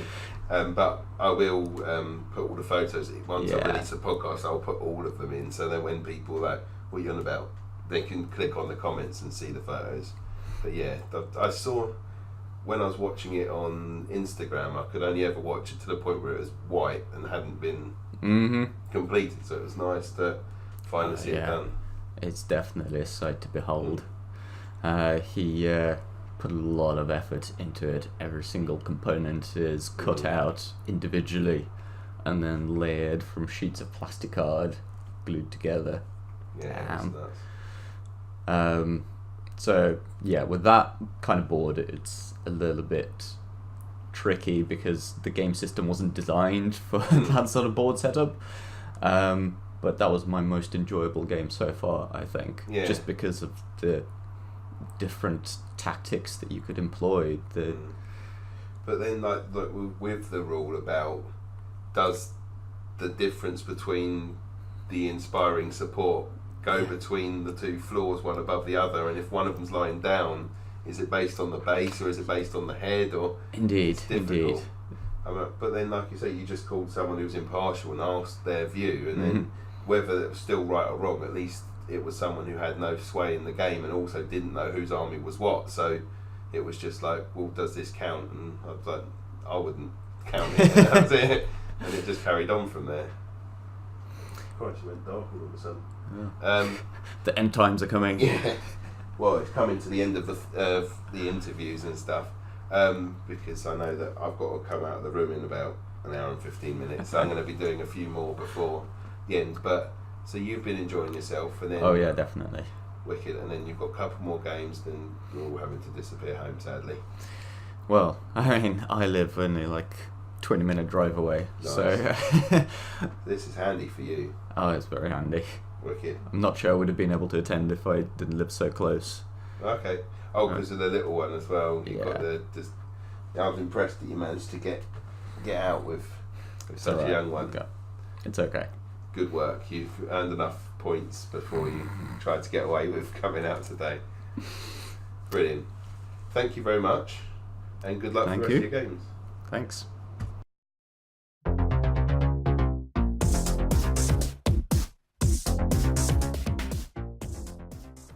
Okay, guys, we've got another attendee on day 2. Do you want to say your name? Hi, I'm Sam. And what was your handle on? Yak Sam. And Sam is the youngest member of the Yak event, and also the mascot. You're Dave's son, aren't you? Yeah. One of the organisers who we spoke this morning. Yesterday morning. And you take part in the event as well as just come along with it, don't you? Mm-hmm. You bought what game with you? I bought my Delac house. Delac? Yeah. And I know your first game didn't go great. Yeah. One heavy got killed, one got captured, so I had to restart, which was mildly annoying. It's a bit of a harsh start, isn't it? Yeah. Does it normally, with the other 2 events you've done, has it started that badly? No, normally I would end up getting really bad advances when I first set up my gang, but then my games go really good. But this time it was the opposite. So. Rubbish. And so, a lot of the time I've been asking why people have come, but you've come because your dad's. I also enjoy it a lot as well. Yeah. So. Have you played the new version at all, or just the old one? We played a bit of the new version. We haven't played it so well. We know all the rules, but me and my dad have had 3 games. I can't remember exactly, but about 3 games. And how do you find it? I prefer the old one because I understand the rules a bit more. But I see why they brought out the new one. It's more interesting. But you must. How long have you played the old version for now? About 4 years. 4 years. So yeah, you'd know those inside out, wouldn't you? So it's a lot harder to kind of jump. Yeah, I know the basic rules. Some rules I still need to ask people about when it's really confusing. Like what happens when a flamer hits a flamer and explosive, then stuff like that. Yeah, there's like you couldn't invent a rule book that covered literally everything because it would just be the thickest thing in the world. Because it's like, well, if I fall and then I fall onto this which is on fire, and then a lot of the time you just make up the rules as you go, sort of thing. If you fall, you take the fall damage, and then you fall into the gas, so you're then going to have to get affected by that. But there's nothing in the rules that says when you fall into a gas cloud. It's just, or if the gas cloud is here and you fall through the gas cloud and then onto the floor, do you take the effects of the gas cloud, or did you have to land? And you have to make up those rules as you go, sort of thing. Because like there's an endless amount of scenarios that can happen. Like I remember last time it was particularly funny because I was playing against my dad, and I was on the top story of a floor. I think they're calling it Yaktribe Towers. Okay. And I fell off, but I fell onto his shaman and killed his shaman as well. Nice. That's wicked. And did you take part in the Thunder Cube? Yeah. I was second one out. Oh, right. In the first round? Yeah. Yeah, no, annoyingly, everyone else got knocked to the floor, but technically I was the first one out, because everyone but me and this other person got knocked to the floor. He then held me to the edge of the pit. I rolled badly on my initiative. I fell in the pit. So then, because everyone else was on the floor, all he had to do was walk down round and coup de grace everyone, and then he won. Yeah. So even though everyone else was on the floor, I was still the first one to die because I just fell into the pit. I was like, oh, damn it. So even though I was the last one standing, technically I was the first one chucked in the pit, and so I died. I was like, oh, okay. So maybe I have to think about it a bit more next time. You got 2 awards: last man standing and first dead. It's quite a skill to be. Well, technically I was the second from last man standing because the man did go and kill everybody. But no, it was fun and it's a good laugh, and I think the betting at the end and when they put everyone where in the everyone crowd could bet, and the first year it happened, we still had the captain who was running everything, and he had the idea to put everyone in the crowd of the Thunder Cube and use that picture as the front cover, sort of. Yeah. And we sort of stuck with that now. It's just a thing you have to do whenever there's the Thunder Cube. You just have to have all your people there. Yeah, for the final it looked really cool. Yeah. When we got everyone in there. But was there anything else? You've got any games set up for today? Yeah, I'm halfway through a game at the moment from last night. Oh, was it the wall game? Yeah. Was that you guys? Okay. Yeah, I know there's a game that stopped halfway through. Yeah. And then I think I'm gonna play against Ned and my dad. Okay. Just don't play against the lady. Goblins. Yeah. No, I'm thinking about the lady who took out your... So I'm playing against at the moment. Oh, is it really? Yeah. You got them for punishment? Yeah. Oh, no. Just hopefully you don't lose too many people this time. Have you lost anyone yet? Well, I have my heavy stubber out of action. Oh, God. You and your heavy weapons. She likes taking out the heavies, doesn't she? Yeah. I think that's it then. Obviously, if I'm coming next year, I'll probably see you then as well. Yeah, probably. Like you say, you're the unofficial mascot, Dave was saying. Yeah. But and how have you ever won any awards with in the competitions? I won the I think it was the least improved. Okay. And I got a Scotch whiskey hat. Nice. Wicked. And that was last time? Or was it the time before? I think it was the time before then. Okay. Last year I got a Jolt paint. It didn't really go that well. Okay. Alright, but thank you for today. And hopefully you can take out some of her heavies and ruin her day. Well, fingers crossed. Make sure I roll 6s. Yeah, it's always important, unless it's the roll to see if you jam. Yeah. Brilliant. Thank you very much. Thank you.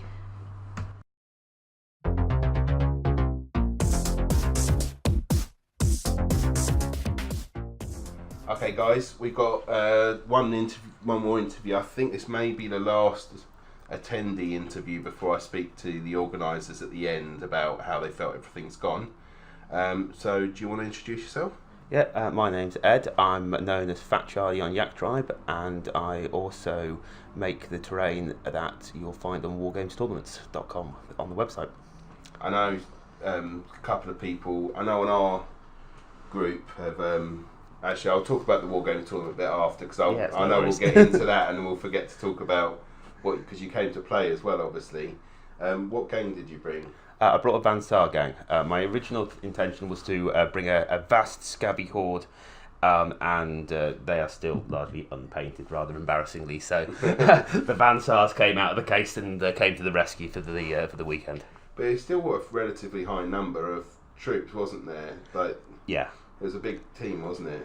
I think my starting gang strength was 15.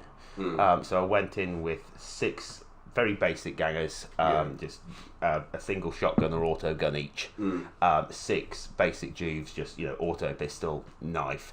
A leader, a couple of heavies. One of the heavies was just equipped as a ganger. He was just a heavy ready to get equipment. So it started off as quite a big gang. I enjoy a bit of a hoardy gang. That's sort of where I'm at for Michael's like that. He tries to make lists of elites, but he always goes for number rather than it's like I could give him a gas grenade and a respirator in this, but I could have 3 guys all run at you, and then you've got to try and take them all out. And I know that kind of made it difficult in regards to the scenario of everyone being hungry as well, because you had to. Yeah, so as the gang's grown, so each game I was adding people to them. So by the time I got to my 3rd game, including the priest, which you get as a sort of a bonus hired gun in this weekend, and I've rolled up a free rat skin scout again due to the nature of the scenarios we're playing. the gang had grown to 19 people. Right. So my minimum spend was like 54 credits. Just to give them the food. Just to give them the food. So it's kind of the pressure was really on to, you've got to win the game to get the loot. Yeah. Or everyone's starving, or sort of resorting to cannibalism. Yeah, either that or you capture someone and you can eat them instead. Yeah. But and how you been finding it? I've really enjoyed it this weekend. I'd forgotten how much I love Necromunda. More recently, it kind of become another game in the cycle. To me, it was just sort of felt very little different to say something like 40k or X-Wing. And I've come this weekend and I've loved it. It's been great, and I forgot because I love Necromunda, and it's really invigorated the sort of passion for it. I've just had a great time. So I mean, that will obviously impact on what you'll do next for your because. Obviously, a lot of the terrain that I've posted pictures of on Facebook, a lot of that MDF, that's pretty much your stuff, isn't it? The cranes, the huge bits. New that the guys, do you then take that back or? So I'm taking that back. It will come to other events. Right. So I'm keeping hold of this stuff to bring to future events. It's going to be at the LGT Necromunda event coming in September, so it's all going down there. And we should have a couple more tables going down there as well. Cool. So it's being kept to come to future events, and hopefully I can spend a bit more time because I want to get some posters on it and get the inks out and kind of grind things up a bit and start building up that detail. Yeah. It's based because I've got the storage space. I've got rent a workshop, so I've got the space to keep it. It's just transporting it, really, isn't it? Yeah. Be interesting when it comes to pack away. That's what it's for. What it's going to be kept for, essentially. I mean, the terrain itself, like some of them are huge, like the bluish one that goes. Well, that's actually John's. That's Clockworks. Okay. So there's that table's his. That is your stuff. He's used bits that I've made to make it. Yeah. So if you see like the ladders on it, or any of the girdery bits, or little bits, the laser cut bits. That's all. And then yours was the one that's kind of bright yellow and the hazard stripe. Yeah. So you've got the bright yellow. Ridiculously, insanely dense board with a massive crane on it, and then you've got another one which is one of the half and half ash wastes and Necromunda boards, with the crane on, with all the buildings and walkways across the sort of the settlement one, and then the big grey one in the back with the 2-foot towers and then the stacks of catwalks and gantries. That's the other one that brought down. Awesome.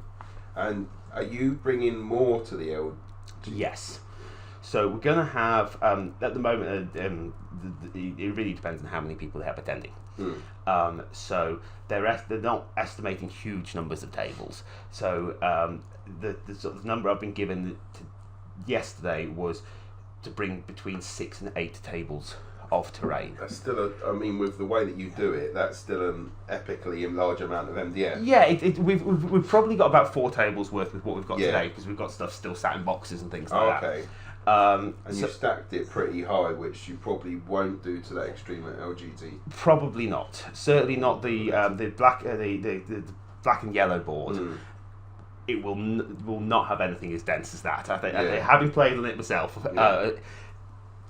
It is too much. it was good fun, but and it looks awesome, and it means you can get to each other. But where you would have lost someone through shooting, you couldn't get that shot off in this because it's just. It was actually the logistics of it. It's there's a lot of time you see a board, you think, oh man, how can I play on that? And they're perfectly playable. Yeah. That one was a little bit hard in terms of just judging. Can I see on? I don't know. I can't get my head in there. We're going to have to make a call on that. So that one, I definitely have probably about a third less terrain. Right. Still have it looking epic. Still have it with lots of towers, lots of walkways, going quite tall. But be able to get your hand into the middle of the board. You're having to use the little range ruler to nudge them along because you can't get your hand in. So we probably, as I say, we've got 4 tables, maybe 5 tables worth of terrain already with what we've got here. So it's another 2 or 3 essentially to get ready between now and September, so we've got about 4 months. So, Okay. and that should be all right. And is there any terrain now that being here has jumped into your head that you fancy making and stuff? Yeah, there's a few bits. I had great fun playing the Thunder Cube. I know you played in that. I enjoyed that. And I kind of want to make a Thunder Cube. You were the one who killed me in the Thunder Cube. I was, yes. Everyone, because I was the second from last person to get knocked down, but I was the first one to die. Because while everyone else was down, you held me in. And then even then, I was like, I've got quite a high initiative, and I still failed the initiative roll and fell into the pit. And I was like, I was the first one to die, yet everyone else is on the floor. And it's like, damn it. Yeah. But so, what were you saying about Thunder Cube? So the rules for it, Mac Inventors put them. They're all on the Yaktribe forum, so you can go off. You can get the rules for Thunder Cube. You can try it at home, and it's really good fun. And I was playing, and it's like, I'm gonna have to make my own. Yeah. I've got to make my own Thunder Cube, and just the photographs, which I think you can already see on Facebook. Yeah, I'm gonna put them up in. I think you've got them on. I've taken loads, so I'm gonna when I post the pod. I've been putting stuff up, but when I post the podcast, I'll put the lot in the comments and stuff so people can see. Yeah, so when you see the crowd and it just looks great. So I want to build a Thunder Cube. So it's that I think in terms of terrain that other people have brought along that I want to sort of take ideas from. I do like John's giant blue tower. Yeah, the one with the steeple at the yes. I do like that. I like the way it works. Now I'm going to have to double check with it. It looks to me as if it stacks. Right. So I like that from a storage transportation point of view. So if I made one, I think I would have it similarly. So it stacks. It looks irritating if it didn't, because you just end up with a giant spike that you've got to carry around everywhere. Yeah. So I like that, and I like the way it's odd. It works very well from a gaming piece. Because you've got cover, you've got the 4 pillars on the corners that provide some line of sight blocking for your gangers that are occupying the tower, but you've got easy access from 4 directions or more, so it works very well in terms of building your setup. Yeah, it's like a centerpiece one that you can link the rest of your table into. And it's not as if being on that tower makes you impervious, because you've got multiple ways of getting shot or attacked at the same time. It's not just a corner piece with one walkway and you're like, well, come at me and I'll shoot you as you come, sort of thing. So, and I know obviously you've said that obviously playing the Necromunda has infused you to want to do more. So then what the other game system, because I know that because Necromunda kind of, you can have very similar terrain to Kill Team and bits and pieces, and so do you have a lot of game systems that can kind of fall into the same? Yeah, so again, some of the stuff that were brought down with me today, if you have a look at the big grey board, there's the sections of tower, which are kind of quite lattice worked in gantry behind them. You've got all these armour plates on them. And if you have a look at the settlement one, there's armour plates everywhere and things like that. A lot of that's from the stuff that I call the Junktown range, which is your sort of post-apocalyptic Mad Max style, orc style terrain. Yeah. And it works very, very well for Necromunda. So that has a sort of set of terrain. There's a lot of crossover because you can have a collection from that is your Necromunda board, is your Kill Team board, is your 40k board, is your homebrew, 150 scale car racing board. Yeah. And it'll work across multiple systems. You can even, because there's quite a lot of the line of sight blocking with the Junktown, because the armor plates cover everything. You've got solid buildings. Yeah. You could even use it for stuff like Infinity, for like a frontier world if you wanted to. Right. It's not quite in the right aesthetic, but from a practical gaming point of view, it can work for the game. That's what you got. It works. Yeah. Yeah. Oh, wicked. And so you've obviously, it would be quite cool if you do manage to do the Thunder Cube bit, because in my head it ends up being that the MDF that you'll make is very similar to what I used to use as a paint stand, like where I've got the paint stand. It's a bit like a paint stand essentially, because you've just got tiers that are just wide enough to fit your bases in. Essentially, that's what I was thinking for the stand. You take that classic paint stand design, but they're basically all the same. Yeah. And you just you don't have the slots. Yeah. Or I guess if I wanted to be really clever, I could just make some bits that go across, and you could use it as a paint stand when you're not using it as a thunder jig. I'll have to think about that. Just use my paint stand But to make a thunder jig. Well, that exactly. Yeah. You could just do that. To be fair, if you want to do. Get some strips of cardboard or foam core to stick on top of where you'd have your paint holes, and you're about that. Yeah. But obviously the MDF, you've got a bit more solidity to it. And it's not all going to collapse itself when you start spraying it, and then the cardboard absorbs the paint and just buckles. The peel is the cardboard lifts off the foam core, and you're going to have this soggy mess underneath. You've got to be careful of how many metal models are being put on them, so it doesn't collapse and cause a catastrophe to happen. Before I forget, what's the name of the website so people can? Because I know I'm going to put a link, but if people are listening and want to just find it straight away, it's wargamestournaments.com. Yeah, and obviously we've got the and we've spoken about Promethean Forge as well, but like I say, with Promethean Forge, unless you're buying a large wholesale bit, the cost of delivery becomes quite difficult. For US, that's perfect. You've got your MDF company there, and then obviously with yourself, it's more of a UK based one. So so where we are in terms of shipping costs is for the UK, shipping's included in your item price. Awesome. So it's free shipping. If you're in the European Union, MDF, even though it's not very far away, it's heavy. It gets expensive very quickly. Yeah, they are very heavy. So there are shipping costs on top of that. However, if you're in the EU, if you're in North America, we do offer free shipping on orders over £150. Okay, so you've got that option if you want to sort of club together with some friends, put a joint order in, you can get over the line. Big set? I mean, like the ones that you occasionally have the deals on, like the big terrain sets. So the massive one, the industrial mega set, which is basically 3 terrain sets put together, that's normally £200. Right. When it's on sale periodically, it's generally down to 150, which is just to the mark. Yeah, so you get your free shipping. You get your free shipping on that. And then, to get my head around it, that mega set that does the 3, would that be to the amount of what some of the busy ones are on the... Yeah, you're probably looking at about an equivalent to that busy board. You might get a little bit more. That photograph, which you see on the website, that's an 8x4 table. Oh, wow, and we filled it. Yeah. So you've got... That set provides 2 very good 4x4 tables. So you could get it for your group and do 2 tables, or do 1 mega table if you were wanting to spend a couple of hours just playing one game sort of thing. Yeah. Oh, wicked. And then, so even with the sell, it doesn't knock it to like £1 below, so you don't have to buy another thing to get the free shipping. There are some which have dropped. So you've got some deals that were at the 150 mark already that are now sort of £120 or whatever. In those cases, there are things that should neatly slot in. Yeah. They're sort of I think it's my inner geek. I quite like pricing structures that fit together like Lego bricks. Okay.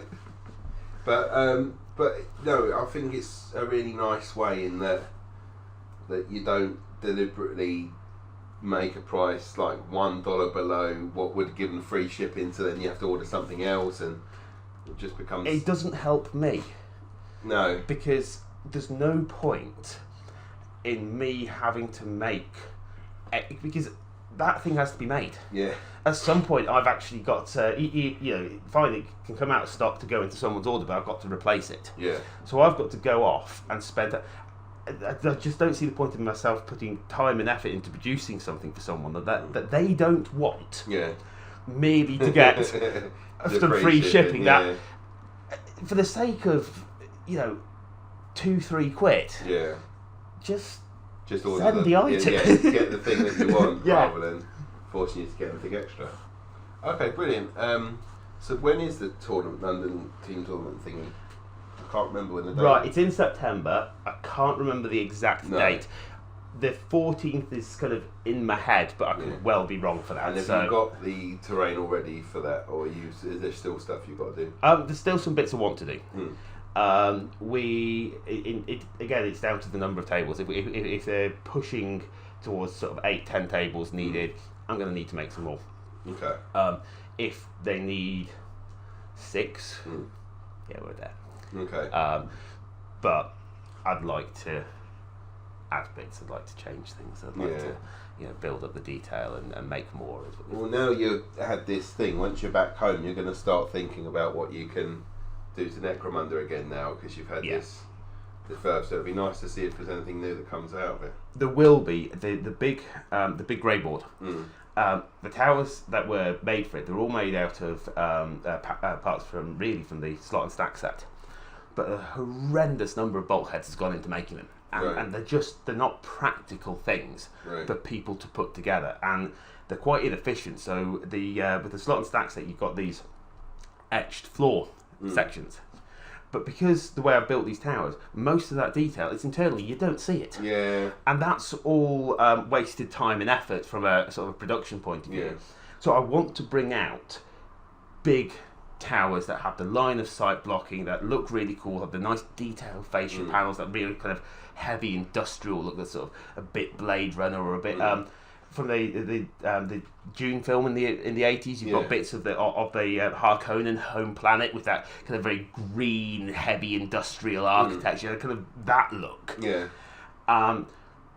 But isn't going to take an age to put together, and isn't going to take an age to make. So rather than having lots and lots of little bolt head panels that you've got to glue individual detail bits on and then glue together, just big walls. Yeah. Slot together into a base, roof on the top. The balconies slot in. Yeah. Much faster to build. Yeah.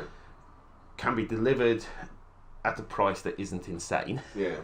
And it's just as workable. Yeah, because with the ones I've got, I think the problem with multiple bulkheads, whereas if you've got 4 panels, you can make all 4 panels look different. Whereas when you've got multiple bulkheads, you've just got the multiple of the 8 different designs that there are.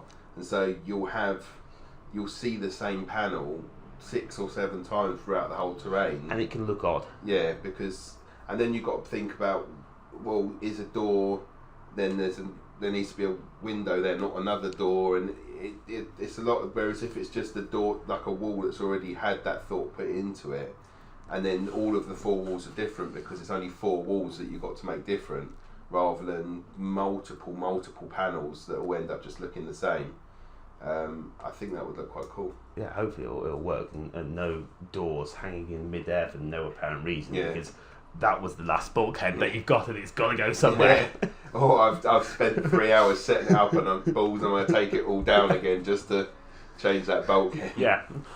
I know is there anything? Because I know I'm keeping you from a game. Is there anything else you wanted to say about what you're playing in the future, or anything before we go off and play?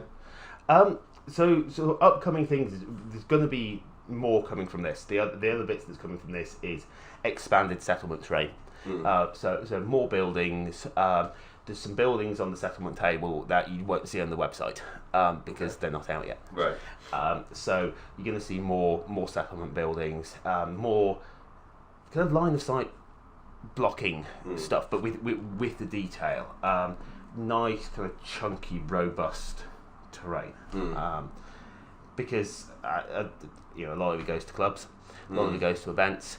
It's going to get bashed, so I want to have that kind of rigidity and robustness built into things. And then the other thing that I think would be good about the walls is when you've got the multiple bulkheads, round the bottom of them I've always wanted to build up like stones and rubble and bits and pieces, but with multiple bulkheads you've always got to try and make sure that certain ones are the ones that go at the bottom, and also it makes it a pig to then slot away because all of these bulkheads have got to fit within a set thing, whereas if it's just for 4 separate walls you can do that because it's only 4 things that you've got to worry about packing away, whereas with 82 bulkheads, of which 15 of them have additional stuff on them, you're never going to put them back again. No, because you've got that variable width. Yeah. You can't have it just fit nicely. No. It's always going to look a bit odd. Yeah.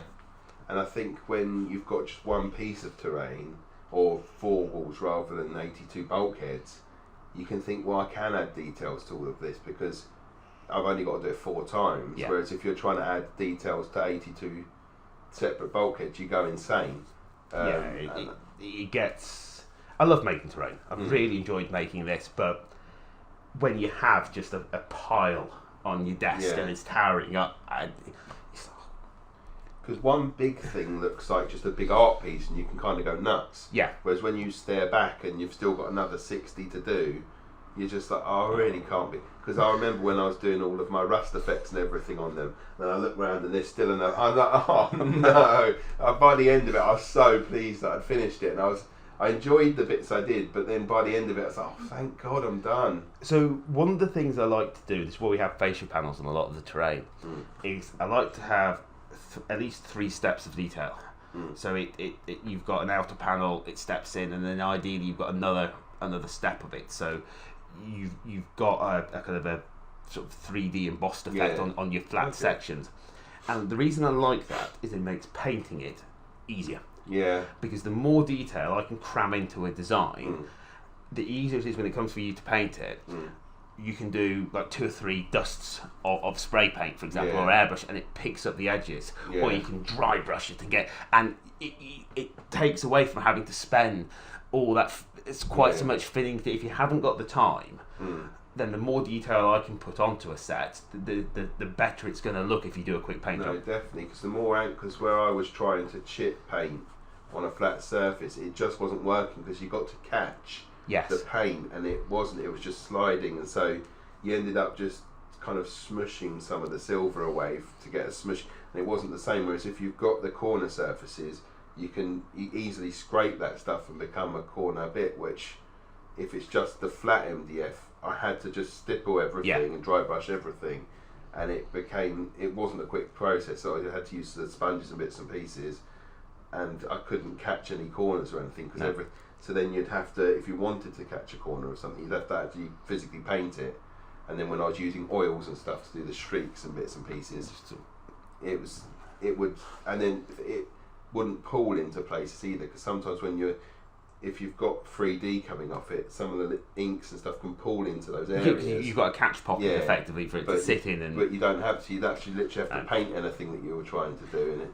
Yeah, it was a bit murderous. It is tricky if it's super flat. Yeah. I think there's bits with MDF terrain, laser cut terrain, they're going to have some sections where it always have to be flat. Yeah. Because of the practicality of, you want flat surfaces. Your walls, things like that, as much detail as you can get. But if it's a floor, for me, it needs to generally be quite flat because you've got to put your miniatures on it. Yeah. You don't want them, and even small variations, they're kind of tipping over, they're falling over, they're chipping. Or you put them, they'll just start sliding down the board. But then, and also the same thing, I think the difficulty is with the MDF, do you want it to all fit into this box again and go away? Because if you do want that, then it has to be flat because they need to slot in. Yeah. Or do you want it to be fantastical terrain, which you kind of have to jigsaw into a bigger box? It's that balance, isn't it? It is. My preference and my recommendation to everybody is you glue your terrain together. You glue your big bits together because it makes it more robust. It makes setup and pack away for games like Necromunda so much faster. Yeah. Because if you've got to spend 2 hours building and laying out your board, and then it takes another hour to pack it away after your game, you're not going to be playing many games because it just adds to the time of your day that it takes up. If you can set it up in 20 minutes, you can play midweek. Yeah. But of course, not everyone's got the space. Yeah. So wherever possible, I like things to be able to be taken apart and dry fit if it's possible. Yeah. But it's always better to glue them together. Yeah. No, it's difficult.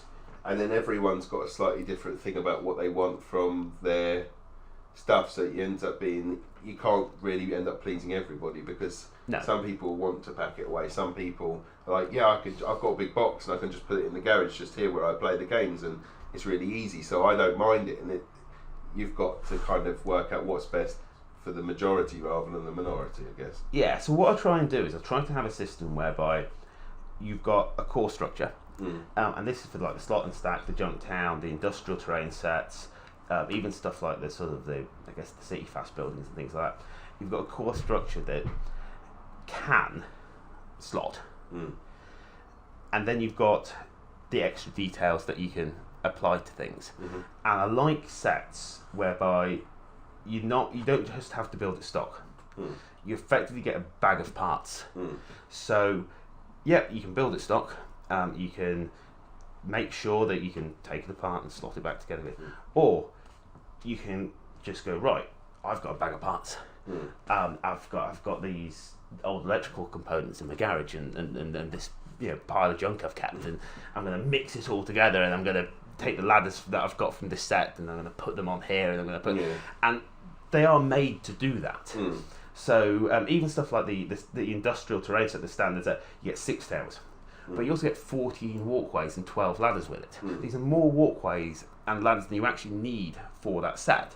But the idea behind it is everyone, or most people, have already got some sort of terrain. Even if it's the first foam core building you've built, or something you've made out of an old Easter egg box or something like that, people have something. And so those extra walkways are so you can connect those other bits of terrain to the towers. Those extra ladders are because when I was making scratch building stuff, ladders were a pain. They're fiddly. You can make them out of matchsticks and bits of plastic card or what, but they always end up looking kind of rubbish. Or they'll crumble. They fall apart. They take ages to build. You can make them quite quickly out of using sort of bits of railway track, but the problem I have with those is they always look like bits of railway track.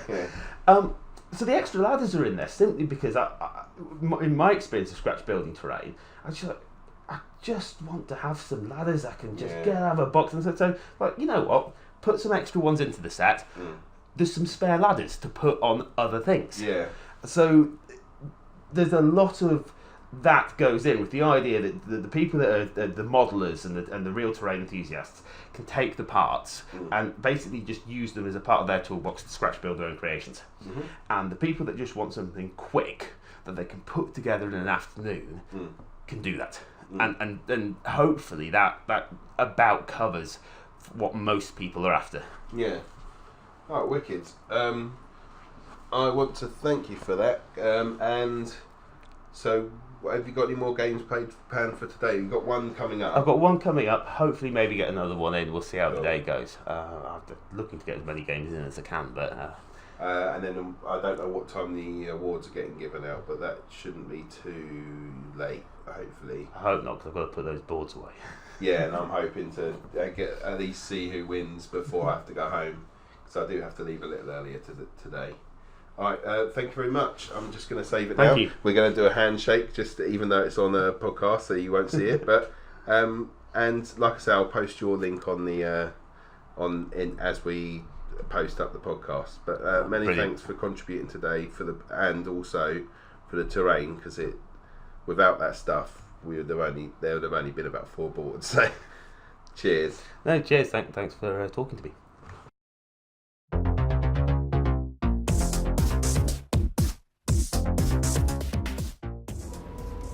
Right, we're at the end of the tournament. I'm in my car, about to go home.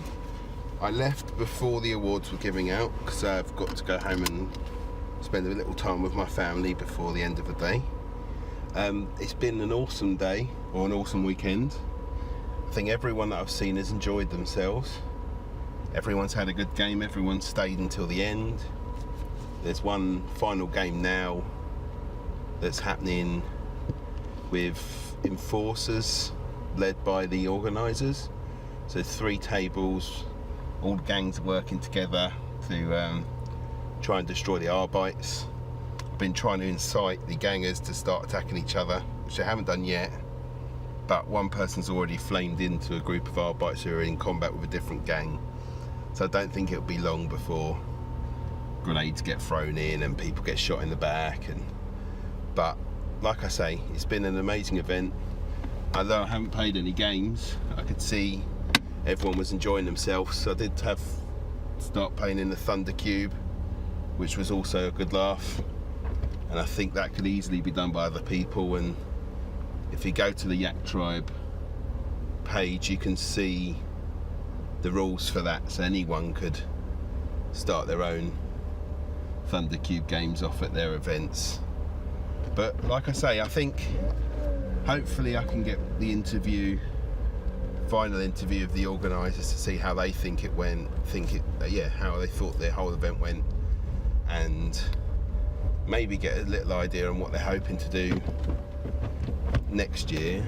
But I know there were definitely some inklings into the possibility of making it twice the size and having half of it old school Necromunda and the other half new school. So obviously I'll keep you guys posted when I get to find out about that.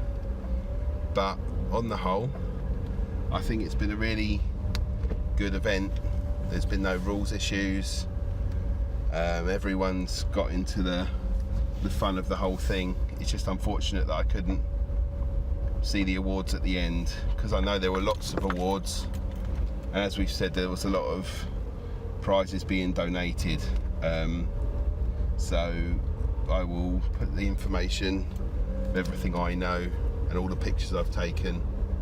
I've done so with some of the stuff already, but at the end of the show, when I post it on Facebook, I'll get everything up.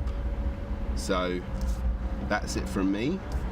I hope you've enjoyed this little change to today, and I will speak to you all soon. Bye bye.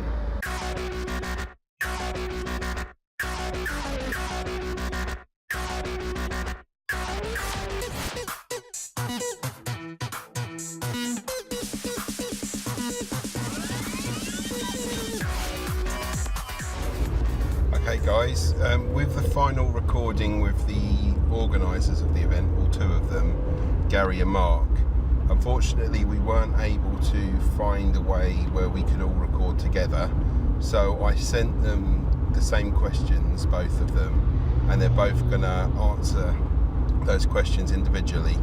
So it's still the organisers, but I'm not asking them the questions directly. I've got the questions sent to them and they're going to answer them. Okay guys, thanks, bye.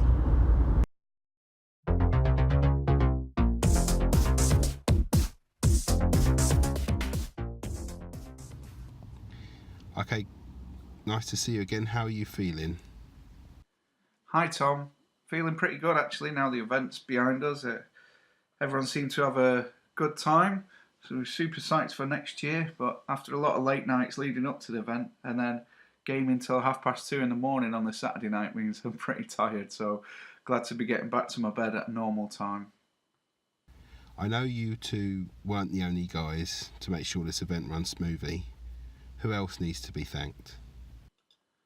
Yeah, we've also got to recognise the rest of the committee. We have Tristan and John and Stu. Everyone put in maximum effort in trying to get this event off the ground and up and running, and it paid dividends in the end. Everyone seemed to have a really good time, so well done guys. As I had to leave early, could you describe how the final game went? I'll have to leave the explanation of the last game to Gary, because I missed it through doing a lot of admin stuff with prizes and working out who'd actually won the whole event. How do you feel the event went overall? Yeah, it went really well actually. Everyone seemed to have a good time, so that was the main focus of what the event was all about, getting together, meeting people, looking at all this miniatures and terrain that we've seen on the forum, and everyone completely smashed that. And I have to say, the way people approached the weekend was just fantastic. It was brilliant to watch. And there were a few things that we felt we could improve, but we've made a note of that, and we've already started planning for next year's event. So we're compiling our lessons learned log, which we're going to use to make sure all that stuff is ironed out for the next year's tribe meet.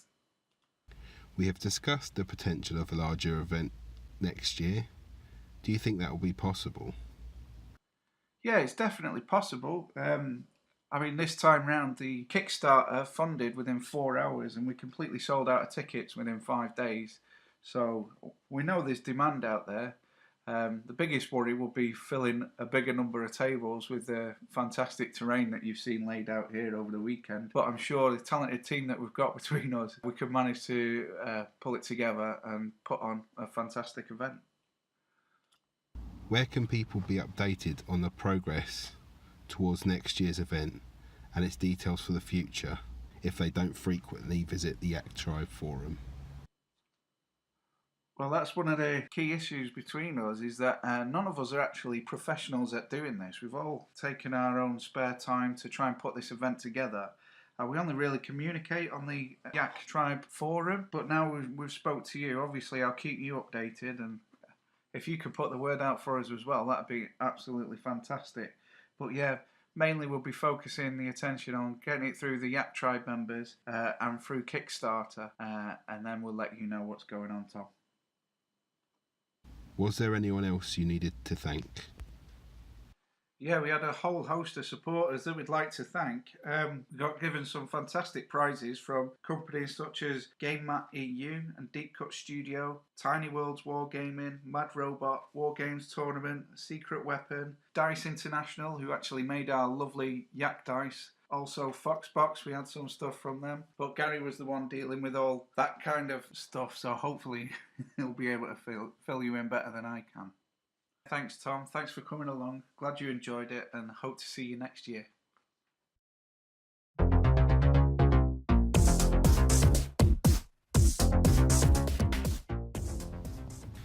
Okay, nice to see you again. How are you feeling? Yeah, hi Tom. How am I feeling? Two things, I guess. Like, I'm proper elated. We've had like a cracking weekend, but I'm also knackered. I'm so tired. Every tribe meet is just so chock full of like fun and games. Like, you're up at God knows what time in the morning, and you're up till like 2 at night for like the whole weekend. But no, it's worth it. It's definitely worth it. Just knackering. I know you two weren't the only guys to make sure this event runs smoothly. Who else needs to be thanked? Yeah, some of the other organisers were a bit mic shy, I guess, so I can say whatever I want about them. But no, really. They deserve almost, but not quite as much credit as Dave and I. Tristan, aka Spaith, Stuart, aka Stoof, and John, aka Clockwork Orange, or even just the Troll. Cheers, lads. Between the five of us, we seem to have everything covered, from planning and organisation through to rules and fluff, and a general acceptance that we are doing something awesome and nothing is going to stop it. Also, though I know he will hate it, I'd like to give a special mention to the man and the legend known as Captain Dangerous. He started the whole tribe meet thing a few years back. Without him, this weekend would never have happened. Although he couldn't be here this time, we strive to stick to his ideals of fun and friendliness before rules and competitiveness. As I had to leave early, could you describe how the final game went? Yeah, I was a bit gutted that you had to go early. It's a shame, mate. But yeah, anyway. After the great campaign we'd had, there was obviously a need for a finale. This year, our campaign fluff revolved around food shortages, with people resorting to cannibalism and the loss of an aid mission from the Order's Hospitallers. While the Enforcers don't take too kindly to the loss of such iconic public figures, and with rumours of gangs fraternising with zombies, and even an unsanctioned psyker on the loose, it was time for a purge. I rounded up as many painted Enforcer models as I could get. Special mention to Steve, aka SW1, for contributing 10 Enforcers and a hell of a lot of Cyber Mastiffs, despite not attending the event. With so many gangs to fight, we spread out across 3 tables, with about 15 Enforcers on each table, supported by things like, I had a Taurox conversion, like an Ed 209 conversion, Grapple Hawks, Cyber Mastiffs, an Ogrin with like a big riot shield, he was pretty cool, and towards the end there was a Valkyrie as well. If one side prevailed on a table, they were able to move over to help on another table. Despite the elite forces, we still had to recycle a few squads on each table to keep up with the gangs. Even though they recycled them, Judges Spaith and Stoof weren't able to stop the gangs, and all of a sudden, despite me mowing them down with shotguns, blasting them with heavy bolters and smashing them with shock mauls, a lot of new gangs just piled onto my table all of a sudden, and my thin black line was pulled down one by one. It wasn't in vain, however, as Lady Angelique D'Alessandro managed to hide in a building and call in a Valkyrie for evacuation. It just had to survive on the table for a turn. Just one turn. Up steps some hoodlum with a plasma cannon, and whoosh, the Valkyrie was knocked out of the sky, crashing and burning around the sister's location. We left it there due to time constraints. Did she survive the oncoming horde of gangers? Nobody knows. Yet. How do you feel the event went overall? Yeah, as a whole, the event was great. There was some last minute painting of terrain the night before, and even some of the gangs needed painting at the end. But I bet that's true of many events. There's always going to be more to get done at the last minute.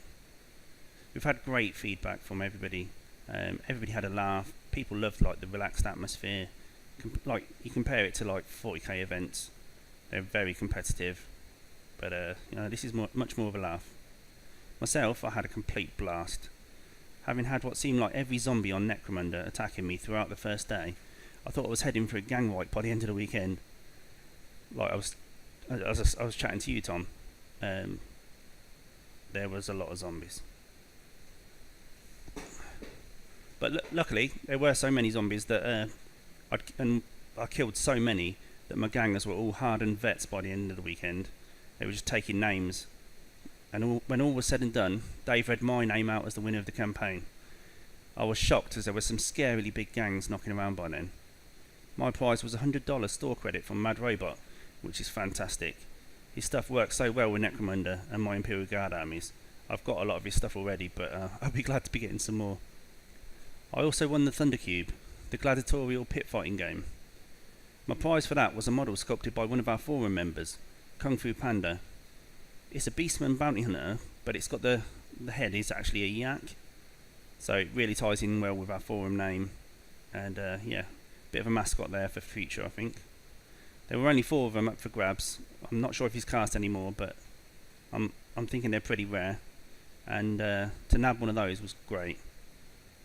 Real life's in the way a bit at the moment, but once I've got him finished, I'll share a pic on your Facebook page. I know Clockwork is super jealous of the model. He didn't get one. I look forward to using it against him sometime. We have discussed the potential of a larger event next year. Do you think that will be possible? Yeah, go big or go home has been the general vibe about next year. There's been some big talk and some bigger venues thrown about. We were sold out of tickets within 3 days of our Kickstarter going live this year. I think that shows there's a definite demand for this event. We won't go too crazy, but with all we have learned from the previous events, I don't see why we can't go, like something a bit grander. Yeah, something big. Where can people be updated on the progress towards next year's event and its details for the future if they don't frequently visit the Yaktribe forum? Yeah, we'll put the word out. You'll hear about it on face groups like your own. Necromunda Worldwide will definitely be on there. Any specialist game sections on other forums, we try and get on there as well. But if anybody's really worried about missing the event, just give me a bell. Quick Facebook message, any forum. If you message me that you're interested, I'll put you on a list, and when the time comes for the next Kickstarter, I will send you a link. The reason we've used Kickstarter is simply to alleviate the risk. We don't want to book a room for like 100 tables, a bit big, but 100 tables. We're going to need to pay for that room, and if nobody turns up on the day, that's a big bill. So Kickstarter gives us the cash before the event and lets us know what we can realistically do without making too much loss. Was there anyone else you needed to thank? Yeah, and on to the thank yous. Obviously, all of our fantastic prizes were donated by wargaming companies. A massive thank you to all of them for really making our event a success. Please check out the companies mentioned earlier. The stuff they make for us wargamers is top class. The more we buy from them, the more new and inventive stuff they can make, and there is some cool stuff out there. Just imagine what that's going to be like in a year if we keep supporting them. I'd also like to mention my fellow organisers. They made what could have been a stress-fueled nightmare into a great, fun-filled experience. I've had a blast. It's been great getting to know them all, and just going through it all with other people rather than just by yourself. I can't imagine it. Well done, Captain Dangerous there, mate. First go, you did it yourself. Brilliant. I'm going to sneak a thank you into all the Chronicles of the Underhive people in here as well. It was great to meet Tom. He really is a nice bloke and has been really patient with us Luddites and our complete lack of podcast skills, as you can tell. And last but not least, everybody who came, the quiet ones and the loud ones, those who didn't stab me after the second pub said no to food, those I beat using great tactics, and those who cheated. Thank you very much. You're all worthy of the title of Gang Hero, and I'm proud to call myself your fellow Yakker. Cheers.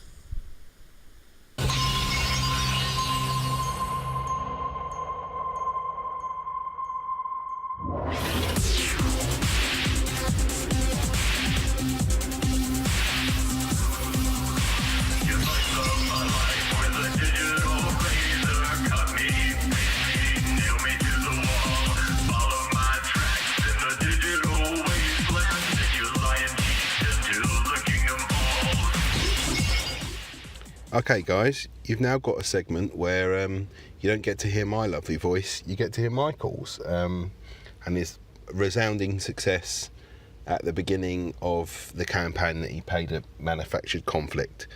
So you get to hear all of the amazing tactics and things he did to win the game. Or maybe he didn't, but you'll find out now. Okay, thank you, bye.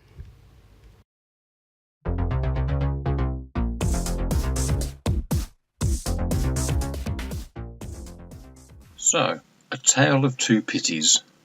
This is a bit of a reflection on a couple of games that I've had for the new Dominion campaign that I'm involved in. I'm playing Genestead Occult, as I've already mentioned on previous shows. The name of my gang is the Brotherhood of the Eternal Void, shamelessly stolen from one of the Games Workshop Black Library's audio dramas, Deathwatch Mission Purge, because I'm ultra imaginative when it comes to names. So starting off with 1,000 credits to spend, and heading up the gang is Giselia, my leader. He is a adept leader, so effectively I'm using a Magus model. I armed him with an auto pistol and a shock stave, and for skills I made sure that he was a psyker just because I wanted a psyker, and he's got mind control just for the lols. Backing him up is his familiar Tiny, and he's there really just to try and keep the leader alive for a little bit longer. He's not particularly combat effective, but it's also an additional model when it comes to maybe coup de grace and things like that, should the moment arise. Next up we have a champion. He is Benny, an early generation acolyte, and I've armed him with an auto pistol and a heavy rock drill. And obviously being early generation, he's got an extra arm, which gives him the extra attack. And I gave him Infiltrate, and so far in the two games that I've played, I've forgotten to use the Infiltrate ability, just because I'm inept. Next up we have Buzz. He's another of my champions, so another early generation acolyte. I gave him frag grenades just so that I've got some blast templates in the army, in the gang, and I gave him a heavy rock saw. For skill I gave him Berserker, so that gives him effectively another additional attack when he charges, just to make him a bit more potent. So on the charge he's getting 4 attacks, which is very handy for a weapon that most people aren't going to be able to have an armour save from. So that's him. Next up we go to the regular gangers, so my sort of neophytes, and we've got Fanboy, who has got an auto gun and a fighting knife. We've got Beaker with an auto gun and a fighting knife. We have Hood with an auto gun and a fighting knife. And finally we have Stud, who has got an auto pistol and an auto gun. The names for the guys really is just to help me remember who's who. Whether there's a defining feature on the model as such, so that I can identify it easily without having to pick it up and look for a name that might be written on the base, which isn't. So that's the gang. That left me with 5 credits in the stash, and that was that. So here goes for a rough account of the first game that I played. So these games are being played at a club geographically close to me in Dartford, in Kent. It's called Manufactured Conflict, and the campaign's being run by a long-term friend of mine, Kieran, and it's his first attempt at running a Dominion campaign, so he's finding his way through it. And with any luck, in the next show or two, we should be able to get him on for a little bit of an interview, just to get his take on running and arbitrating a campaign. So first up, I actually got to play him, and he's running Orlok.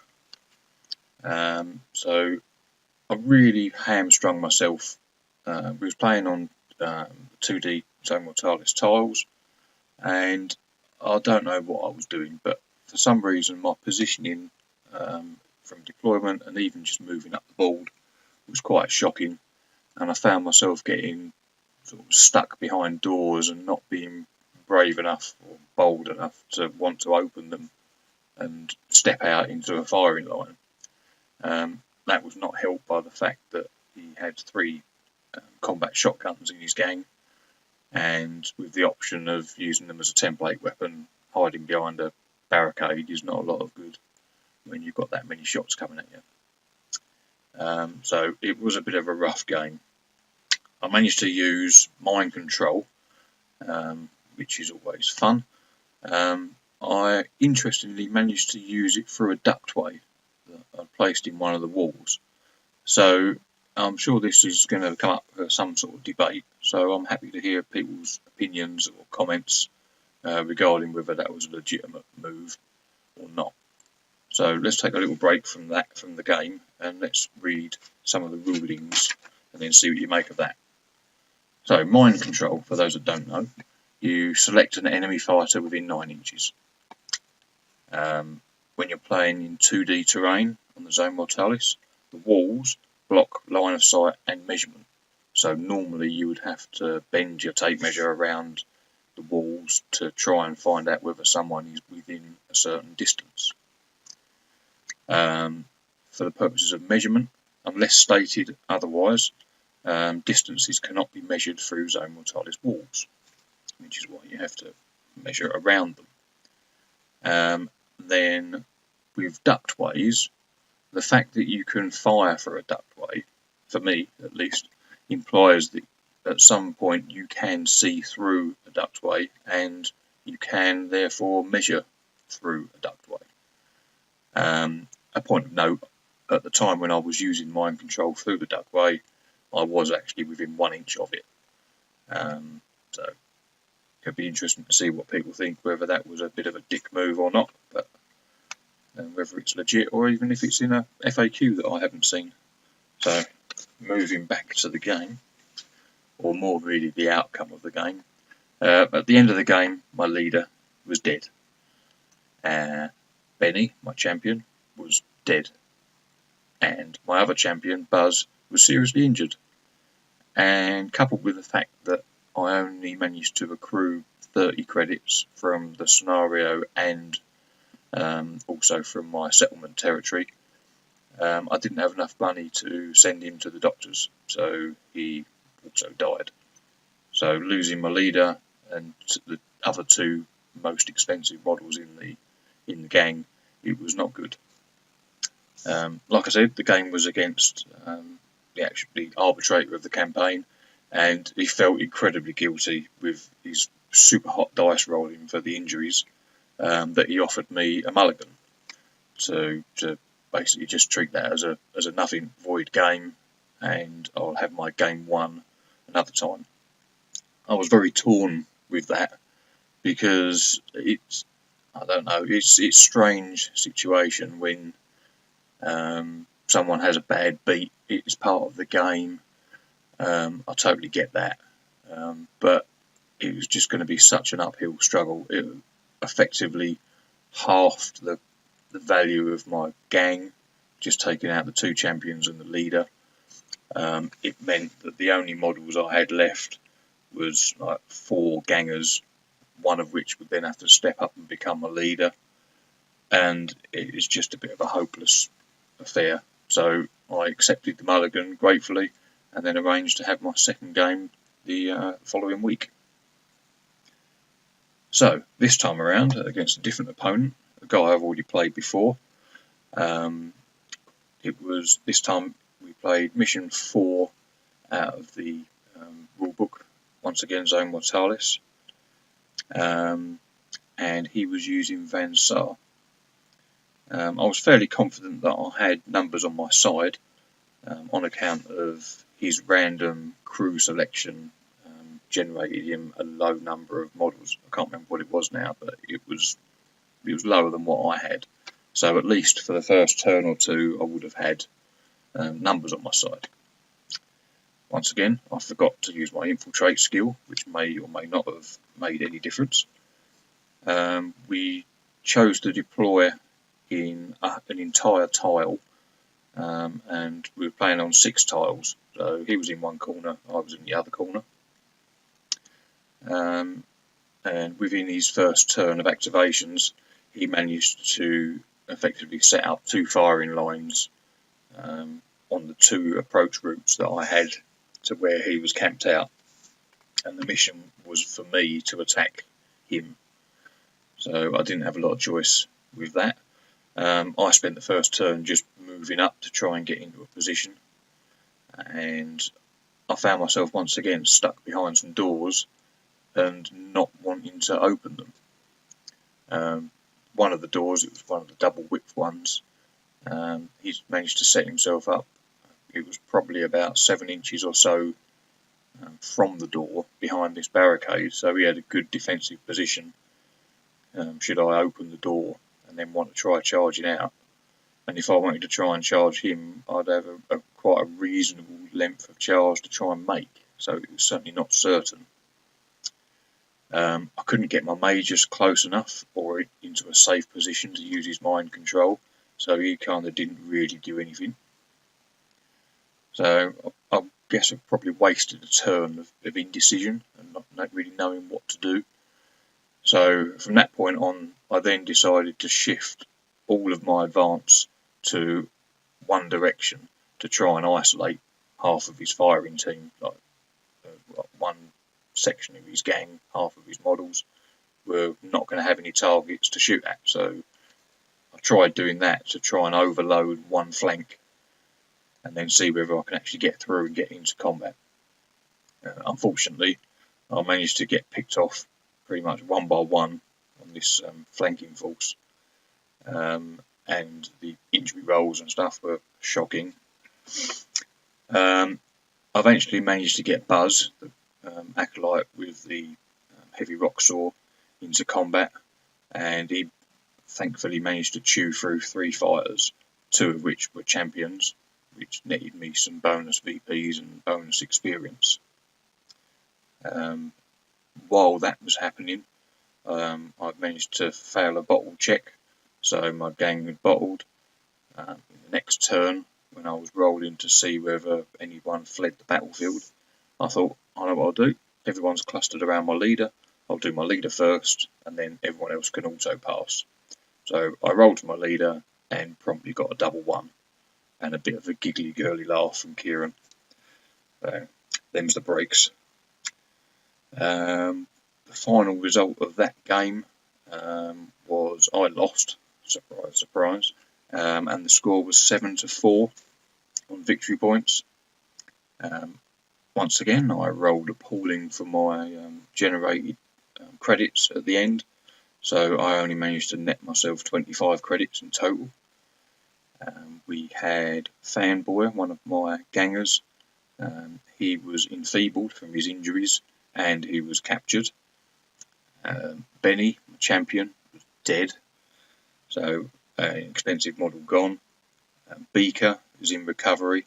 I can't recall what his specific injury was, but it wasn't anything that affected his stat lines or anything. Hood is also in recovery with a head injury, and Buzz is also in recovery, having been humiliated and being the last man in the gang to be on the table. So that leaves me with my leader is Familiar and Stud, the one ganger who part in that game. So I'm not in a good place for the next matchup. To sort of sum up the experience, I think I need to get back to my hobby happy place, as the gameplay and luck seem to have gone for a Burton, which is apt, as that's where I'm likely to be moving to in the not too distant future. That's a bit of an English pun, play on words for those that don't know. Burton is a place in the Midlands, and that's roughly where I'm going to be moving to at some point this year. My game 2 should be interesting because, like I said, I've got 2 fighters and a pet.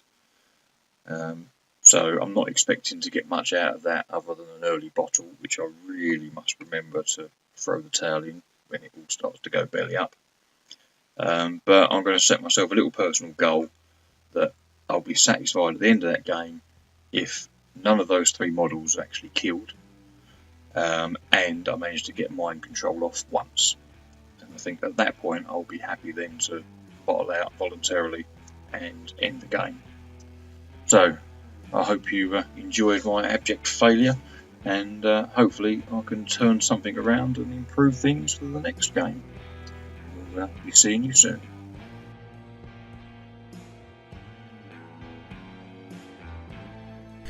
And that was the end of Chronicles from the Underhive, a Necromunda and Post Apocalyptic podcast.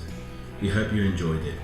All the things we talk about in this podcast can be found at the Chronicles from the Underhive Facebook group, where we'll post up links to all of the websites we discussed and the current projects we're working on. Come and join us and post up your Necromunda projects. We hope to see you there, and may you never roll a double on your gambling.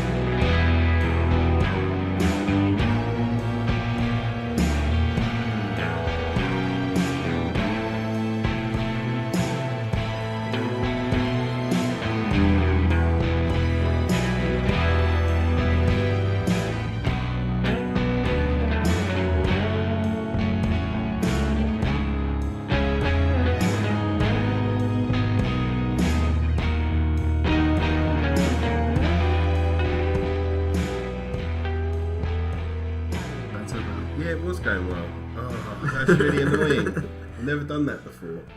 I'm sure I clicked to record. Oh, No worries. sorry. I have to start again.